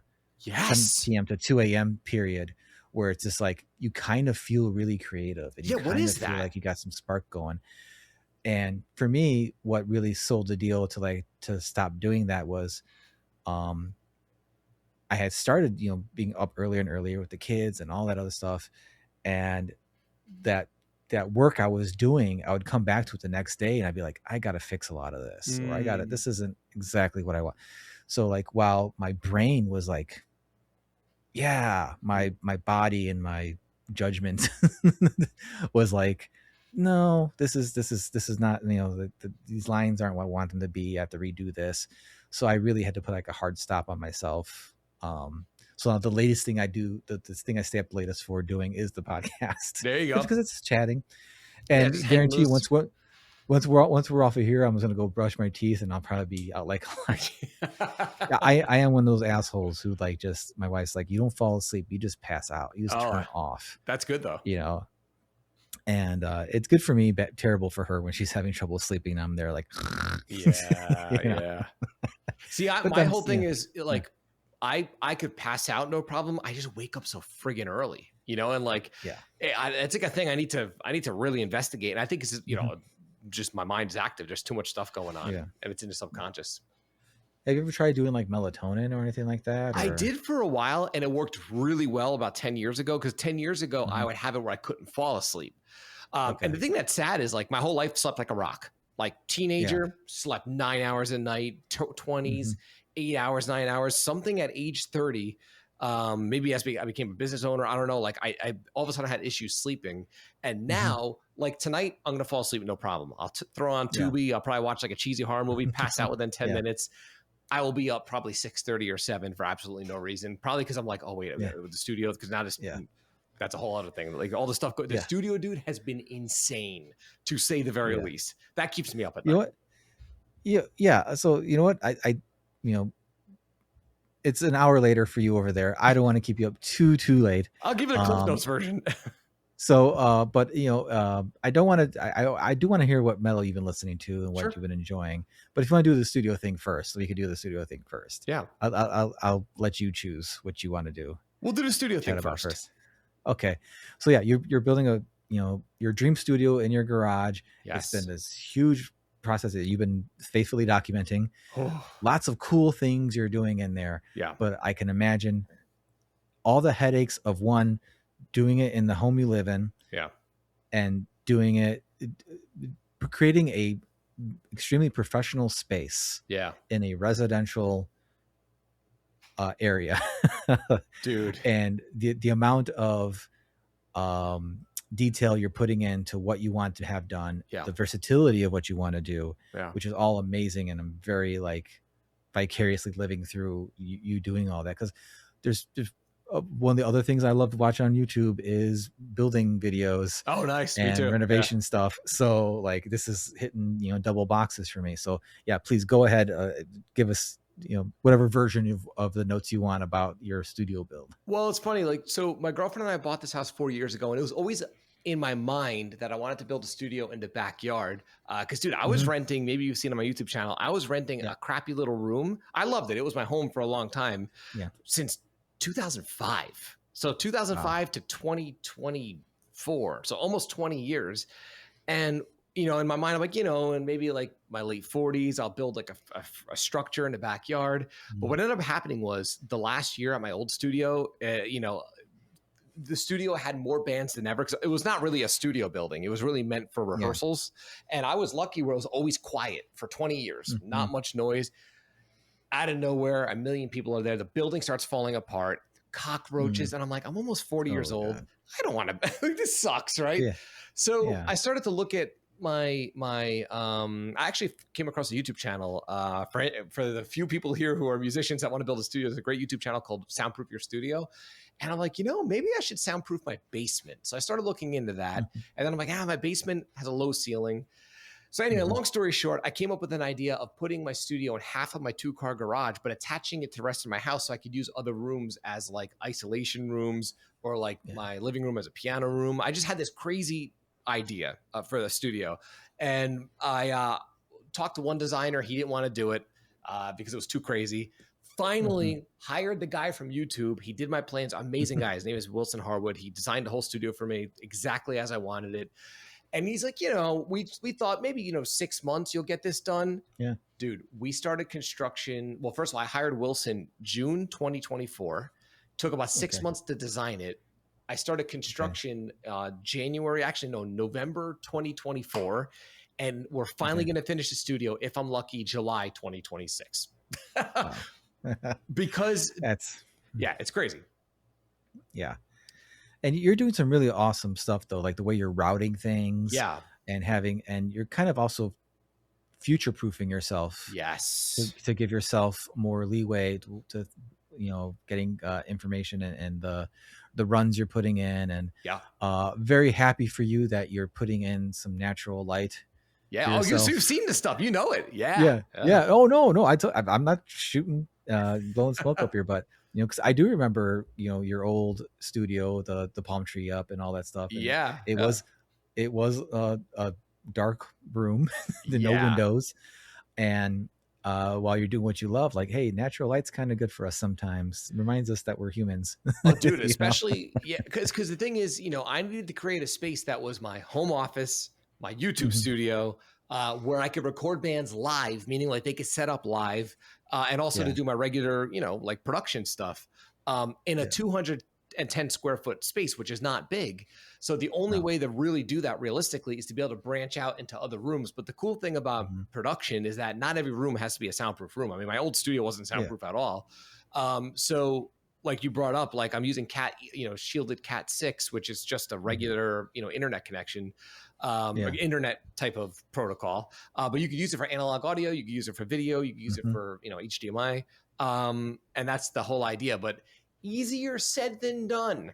Because here's what I've learned about being a homeowner: getting normal stuff done right at your house, like, plumbing, having hardscaping done, like patio work.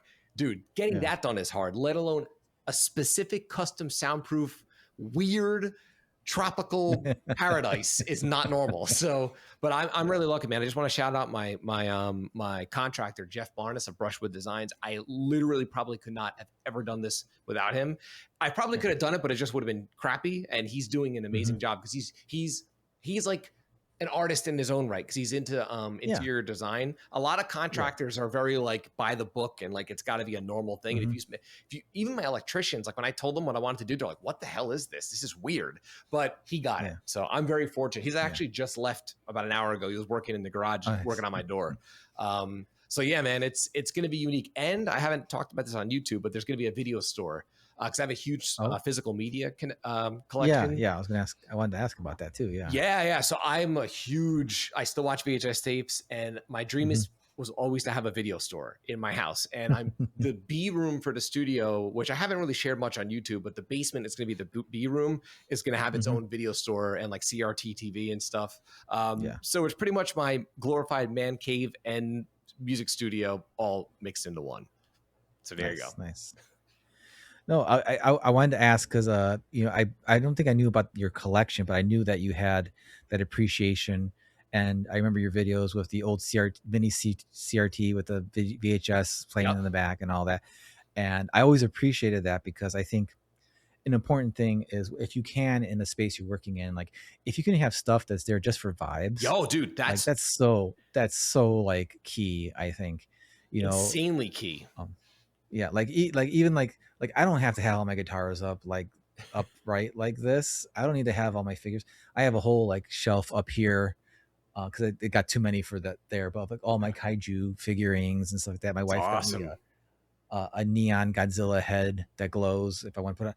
And sometimes it's like it's just nice to have the vibes, man. It inspires Like you. it, yeah. And so I'm all for that. So I was hoping that like you were continuing because your studio was like a vibe, even like in your videos, like the palm tree, the tropical That's all going to be in the new aspects, and one then too. That's all going to be in the yeah, new one. and so I'm glad that's still continuing on because that was such just such like it was almost like a signature of your Yeah. videos, like just like having like talking about metal, Fright Box, that crazy logo, and like Yeah.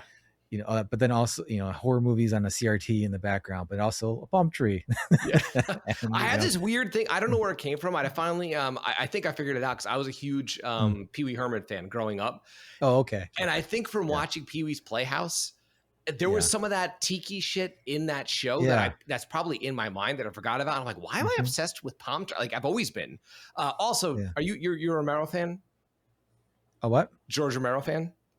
Oh yeah, for sure. So like Day of the Dead, like when they're in the underground bunker and he has that cool setup, I've always loved that. So yeah, that's where the tiki thing came from. It makes no sense with metal, it makes no sense really with horror, but I love it. I did not put those two things together, but now that you mentioned, I'm like, of course, like there you go, right then and there. Yeah, man. No, you see like a bust of Bob somewhere. Exactly. Just hanging out. But yeah, that's awesome. That's awesome. Well, so I love vibe, man. Like I love, and also I'm looking forward to the main reason why I've decided to do this is to be able to host for people, like having guests over, musical guests. I also have ideas for having people on the channel. I really, honestly, YouTube, I've been doing it for the past couple of years, but it's almost kind of been on hold for what I really want to do because of how intense this build has been. It's really going to get crazy once the build is done, but I'm excited. Yeah, I did want to ask about that because you seem to have like you have tons of great recording stuff and information and stuff like that, but you have a really good way of approaching things and breaking things down for people and stuff like that. So I was wondering, like, is that like when you all settled and all that, like, was there other things content creation wise you're looking forward to? Because even though I say this as someone with a podcast, the world doesn't need another podcast, but I would definitely listen to a Fright Box podcast. It's funny you mentioned that, man. The Basement Lounge. I was thinking about doing a podcast. It's not going to be something I do every week. And I'm not even sure exactly what the format would be, but I definitely want to have some sort of interview kind of thing. It might not even be strictly musical, but it's going to be some form of pop-up Fright Box podcast that I've been thinking about for a few years. You're going to think I'm nuts, but did you ever see my series Fright Box Goes Gorilla? I don't know if you've ever seen that.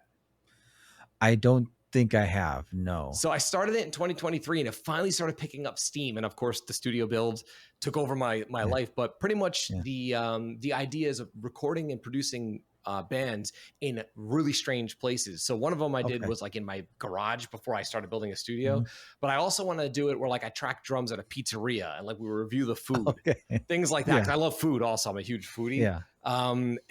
Dude, there's just so many different avenues I've wanted to take the channel, but it sounds ridiculous to say that you've been working on a studio for 2 years, but here's the thing. It's not like the kind of thing you could pay somebody to just do for you because there's so many details. We were just doing it tonight that let's just put it this way. It's a once in a lifetime thing and I'll never do it again. There you go. Well, also like you said, like you're not just building it in a square box from scratch. You're putting it into a garage and you're having a B room in your basement and you're running, the internet cable, which was really cool. I think the first time I saw that being done for audio and stuff like that, I think Glenn Fricker did that. For Spectre Sound. I'm like, oh, that's such I didn't know you could use that stuff for genius, dude. I can't believe that hasn't been. I can't believe it took that long for that to catch on because in a Cat 6 cable or a Cat 5 cable, it's 4 twisted pairs, which is what an XLR cable is. So it's really like high quality XLR cable, but cheap and quick. So it's awesome.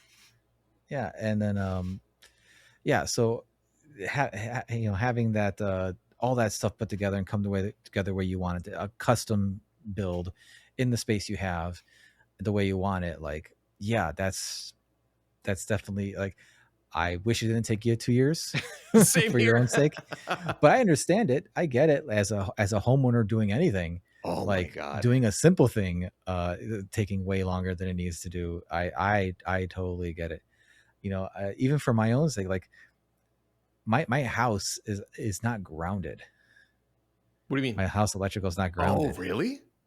Yeah. Oh shit. So, so when my setup used to be actually against that wall before. Yeah. And for some reason I had no problem with buzzing, hum. But once I moved it over to this side, nothing. So I have to, like, when I track, I actually have to like face away over here to not get to like, and using single coils is always a tricky situation. So now, like, as a homeowner, I'm like, well, I have to kind of, for safety's sake, I have to get at least something, I have to start the grounding situation. But yeah. So I feel you, man. I feel you that this is going to be, a thing that's going to take a long time to get done. But once it's done, it's done. Oh, and there you go, dude. And then my girlfriend's going to want to move. She's all like, I'm telling me, no, this is our forever home. She's like, well, not. I'm like, no, after this is our forever home. She's like, no, this is your forever home. You're going to build. You're just going to have to like, just like that structure in the back. It's not going to be a studio. It's going to be like a massive she shed that she can that could be her oasis. And that's what it would be. So, there you go, babe. There you go. Yeah, I think about that. Like whoever has this house in the future, like, what the hell are they going to do with this, with this thing? It's like a soundproof. Or someone, or maybe there's someone who will be like, this is exactly what I've been wanting. That would be amazing. And or I hope everything's successful enough for you that maybe this isn't your forever home, but becomes your forever studio. Yeah. And you have a different forever, you can afford a different forever home. Yeah. And just expand the studio out even more. Oh my God, dude. Well, I'll tell you one have thing. Bands stay, now you have place people sleep. Yeah, right.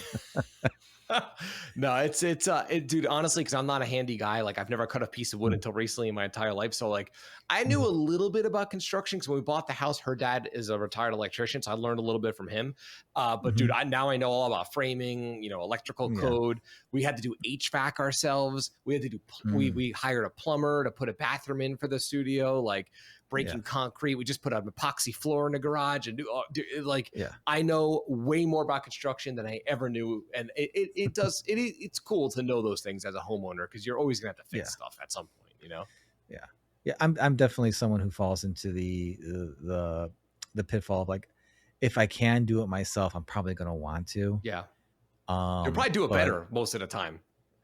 But I'm also getting to the age, and thankfully, for the most part, financial situation to where it's like, maybe we can just have someone come and do this. Well, dude, it's so funny, man. Like, not to go on a tangent on this, but like, perfect example is the epoxy floor I did. We could have done that ourselves. We could have saved, $1,500, but the time it would take. Yeah, you're buying. When you pay a professional, you're saving time. They're doing it right, in theory.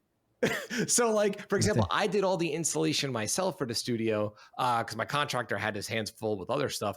But like, I could have paid an installation team to do it, but there's no way in hell they would have done it as thoroughly as I've done it. Right. So there's certain things that like I could have paid someone to do, but like, I know that same thing with painting. Like, I've paid painters to paint that didn't do a great job.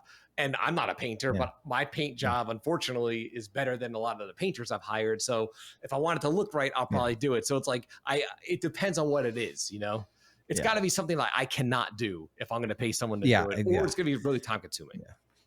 Yeah. It is. I've learned my limits. Yeah. But, like major plumbing, that's no. Hire somebody for that. Minor faucets, plumbing and stuff like that. Like, I'll do it just because I know I can, but I really wish I could just pop the money to someone come change. Even just changing it. It's because it's just such a pain in the ass. Yeah.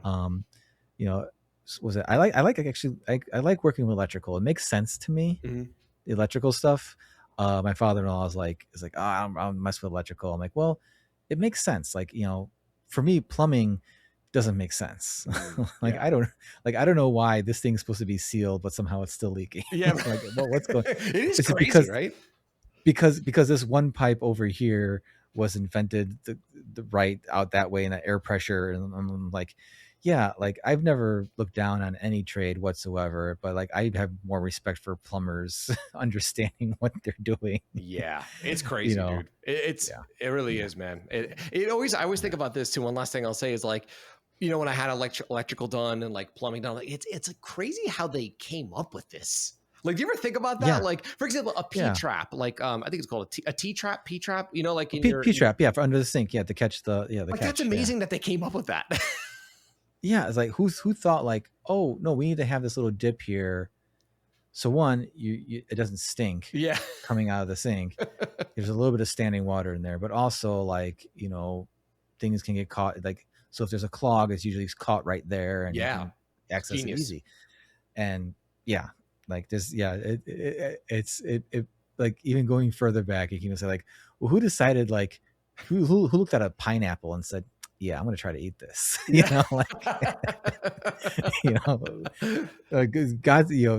Godspeed to all of those people before us who figured this shit out.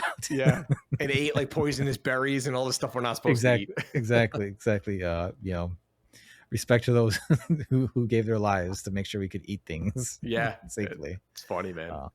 Well, let's end on a positive note, real quick, and let's talk about some of the metal you've been enjoying lately, because there's been for me personally, there's been like a shit ton of amazing metal the past year or so. Not that there ever has been a lull in that, but like especially the past year or so, I've been really into a lot of stuff. So I'm curious where your listening habits have fallen, because also since you work in music, I'm wondering if it's like me working in comics, where it's like I just don't find the time to read as much as I want. Like, do you not find the time to listen as much as you want?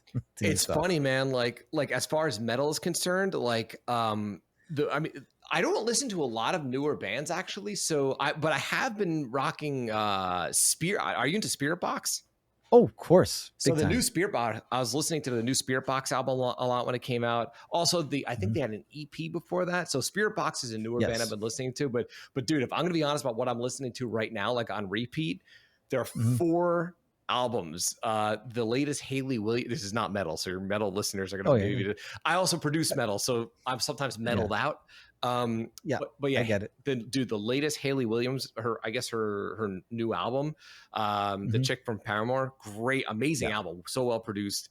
I've been listening to the Day of the Dead soundtrack for some weird reason. Maybe it's because it's summer. Also, the first Paula Abdul album, amazingly produced, and I discovered a jazz trumpeter who was kind of like not too well known, Kenny Dorham, I think his name is. I just came across his music and I'm like, wow, he's interesting phrasing. That is the true story of what I've been listening to. So hopefully it's not too out there. It's funny because you mentioned Haley Williams. Like I like Paramore. Oh, I love Paramore. Huge fan. Funny thing is, I'm not so much a fan of like the earlier stuff. I like it when they got more synth poppy. Yeah. So everything from like Hard Times. Hard Times, Rose Colored Boy, like I love the self-titled record 2013. Yeah, it's so like I've been meaning to go back because a lot of people online acquaintances and stuff were talking about that album she had out, the newest one. I should oh dude, you have to listen to it. And then you mentioned the Day of Dead soundtrack. I'm a sucker for good soundtracks, especially even the John Carpenter Lost themes. So, dude, are always great. If you're into like the synth wavy kind of vibe with Dance with the Dead is a band I highly recommend for you. Oh, I gotta check them out. Dance with the Dead. They're a band? I think yes. And are they instrumental or like? It's instrumental. Oh, cool. It's like it's synth wave, but there's guitars and occasional solos and stuff like that. And they have a song. They have a song called Thrasher, and which is basically like a synthwave thrash song. It sounds like to me. And what's another one? I don't. They just sound like, metalheads who grew up listening to John Carpenter and 80s synth, and just wanted to do that. The latest Carpenter Brute album is also in that vein, really good. But what was it? Then who else did you mention? Kenny Dorham. That's a deep cut. Yeah. I don't know. I'm not so much a jazz guy now, but I respected because again, like you said, interesting phrasing, and I'm like, that's, you know, jazz and stuff. It's like something I've been wanting to like try to get my ears more attuned to because of the phrasing, because of as I'm trying to like learn how to do more soloing and stuff like that, like getting different types of phrasing besides a Zach Wild pentatonic rip, like you know, in my head, in that musical stew in my brain is pretty important. But check out, dude, if you're a guitarist, listen to Wes Montgomery. Okay. Yeah, like it's funny because I'm into jazz. I love jazz, but I'm not into like noise crazy atonal jazz. Yeah. Obviously, you know, most jazz has some element of that in it, but like players like Wes Montgomery, you know, Charlie Parker, Coltrane, Miles Davis, they have atonalness to them, but like they're just from that classic. I just love that classic era of jazz. Some of the modern jazz, I actually am a sucker for smooth jazz too. Like I listen to like Old Man Station, you know, like on I think it's Watercolors on Sirius Radio. But yeah, you'd probably like Wes Montgomery for sure. Yeah, I mean, the only thing I really don't ever listen, I don't ever really like can hang out with too much is like country stuff. I knew it. Yeah, dude. You know what's funny? And it's not that even like dislike country. I love Johnny Cash. He's in my top 10. Yeah. You know, there's plenty of great country stuff, but it's just like, you know, just I don't think I have to explain why. But yeah, I'm sure there's country fans who will tell you they can't stand country now. So, you know. Well, it's I have a thing. You know, it's funny. I always hated country, always. But I don't know what has changed in the past like few years. Where I wouldn't say I like country, but I don't mind it as much as I used to. Because listen how weird this is. You're gonna think this is really weird. Maybe you've never even heard of this movie. For some reason, when I listen to like straight ahead country, not like super poppy modern country, but like, you know, just like middle of the road country, it reminds me of the movie Near Dark. Did you ever see the movie Near Dark? Yeah. I don't even know if there's country in the movie, but because country reminds me of the movie Near Dark, I'm starting to like country. Weird. That's interesting. Yeah. It's interesting how our brain makes those connections to things. Yeah. I can't say what country would make me think of that, but like but that's interesting. That's interesting. That makes that connection for you. You know, I need to recommend stuff to you, but like I've been really loving the latest Silosis album. Oh, I had one of their records, the one that came out in like 2008. I'm way behind. Okay, but it's good. The last two records have just been amazing. I'm a huge Orbit Culture fan. They're a relatively newish band. I saw them live a couple months ago. They just blew me away. I saw Spirit Box live a couple years ago with Korn and Gojira. Amazing. Awesome. You know, it was really real fun because we're in a venue where people can buy like season passes for the venue. So we're sitting next to this older couple who kind of knew who Korn was. Oh, okay. But they just came because they had passes for the whole year. I've never heard of that. That's crazy. Like, so they're like, oh, who are these people? And I was like, oh, and I hear the older woman like, oh, that looks like a sweet young lady. Start screaming. but you know, she was sold on them. She's like, oh, they were really good. Yeah. And then Gojira came on and just like melted faces and like, you know, but so Spirit Box. If you get the chance to see them live, I was going to try to see them live again this year. They're at the same venue with Evanescence, another band that I've always loved, but the tickets were just too much for me this year. Yeah, it's out of control. Yeah, because even the difference between Korn, Gojira, Spirit Box, and Evanescence Spirit Box, like it was like would have costed me like an extra like $150 total on everything. Damn, and like that's just a little too much. That's out there for a venue that's arguably not that great. Yeah. To be honest. So, you know what I like? I'll have to catch me in a time. I was gonna say, you know what I like about Spirit Box? I don't know how you feel about it, but like they're not nu metal. I wouldn't call them nu metal, but something about the vibe of them reminds me of. Remember when we were like, what year did you graduate high school? 2000. Okay, so I'm 2002. Remember like when Linkin Park came out, and like I wasn't even like the biggest Yeah. Linkin Park fan, but like bands Yeah. seemed like they were having more fun back then to me. I don't know Yeah. how to put it into words. Yeah. Like, whereas all of a sudden, like, you know, like nothing against gent, but everything was like serious. Everybody was dressing the same and everybody's music videos are the same. Back then, like things just had a certain fun sort of like thing to like Limp Bizkit, Korn, Mudvayne, like, so, like everything just, they remind me of that for some reason. I don't know why. I can't put my finger on exactly what it is. I get it. I get it. There's an attraction to things, to like, I have a big attraction to like watching and listening and just enjoying people who are passionate about what they do. Yeah. You know, and even if I'm not into whatever it is they're doing. Yeah. And they, all of them on their, on the stage were like, you can tell they're just into the music they're doing. Yeah. And the fact, I think that they kind of just do it. They just kind of make their music. They don't like there's like that EP you mentioned, Rotoscope EP that came out before the album. That was, I thought like, oh, if this is your sound now, great. I am all for it. Like even, is it the song Rotoscope that where I feel like is almost feels like, you know, garbage. Yeah. Like, you know, that kind of sound. I'm like, if that's what it is, great. But then they came out, which I'm spacing on the album name, but you know, The Fear of Fear. Like, Is it the Fear of Fear? I think it's the Fear of Fear. Yeah. Is it? It's something.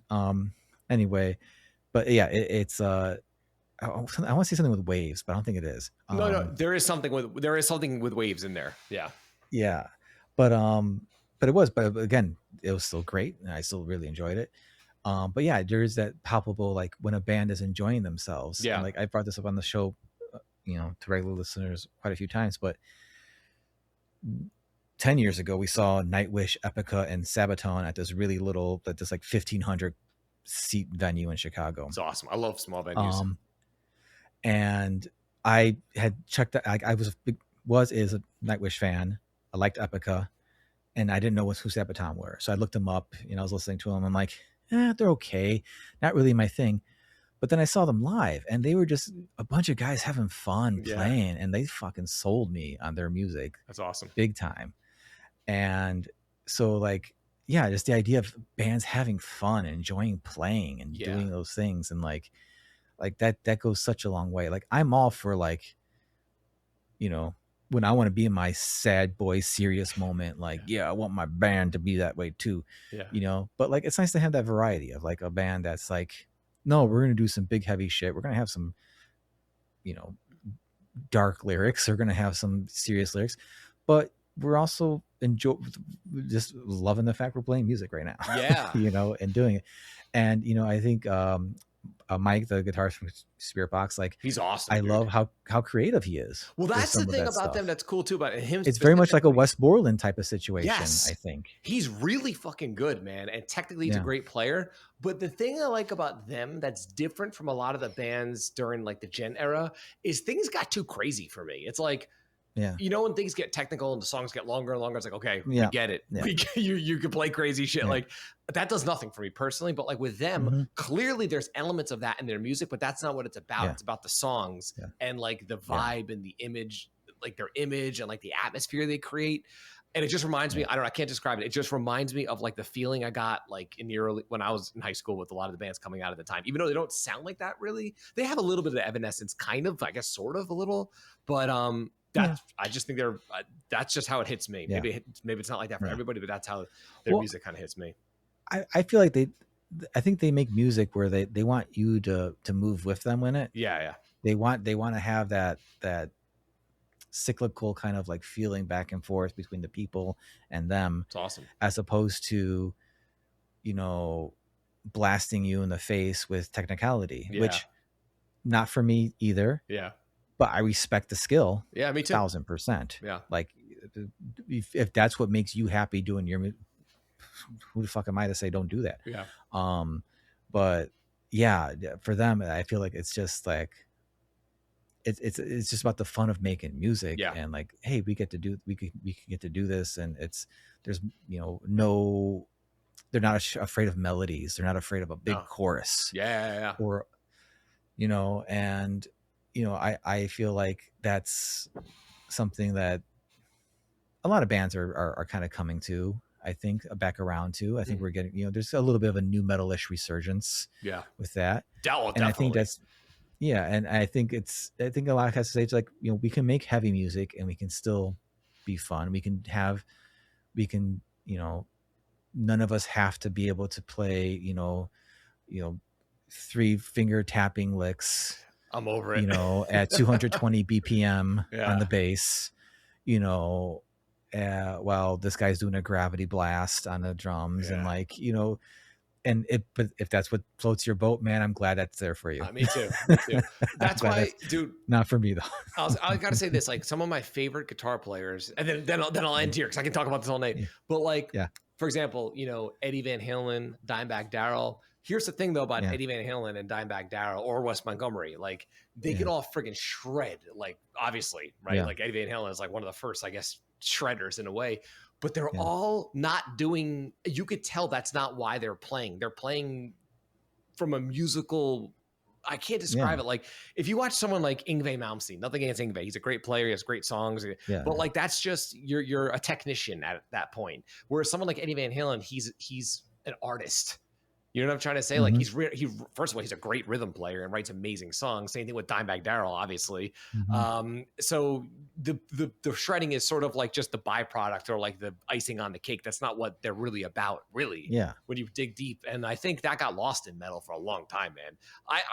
Dude, I love Meshuggah, but like when everybody became Meshuggah, I tuned out. I was like, okay, I like Meshuggah. I don't need to hear Meshuggah in every fucking band that comes out now. But that's nothing against it. I know people like it. I know it's cool that it kept metal afloat for a long time. That's my opinion.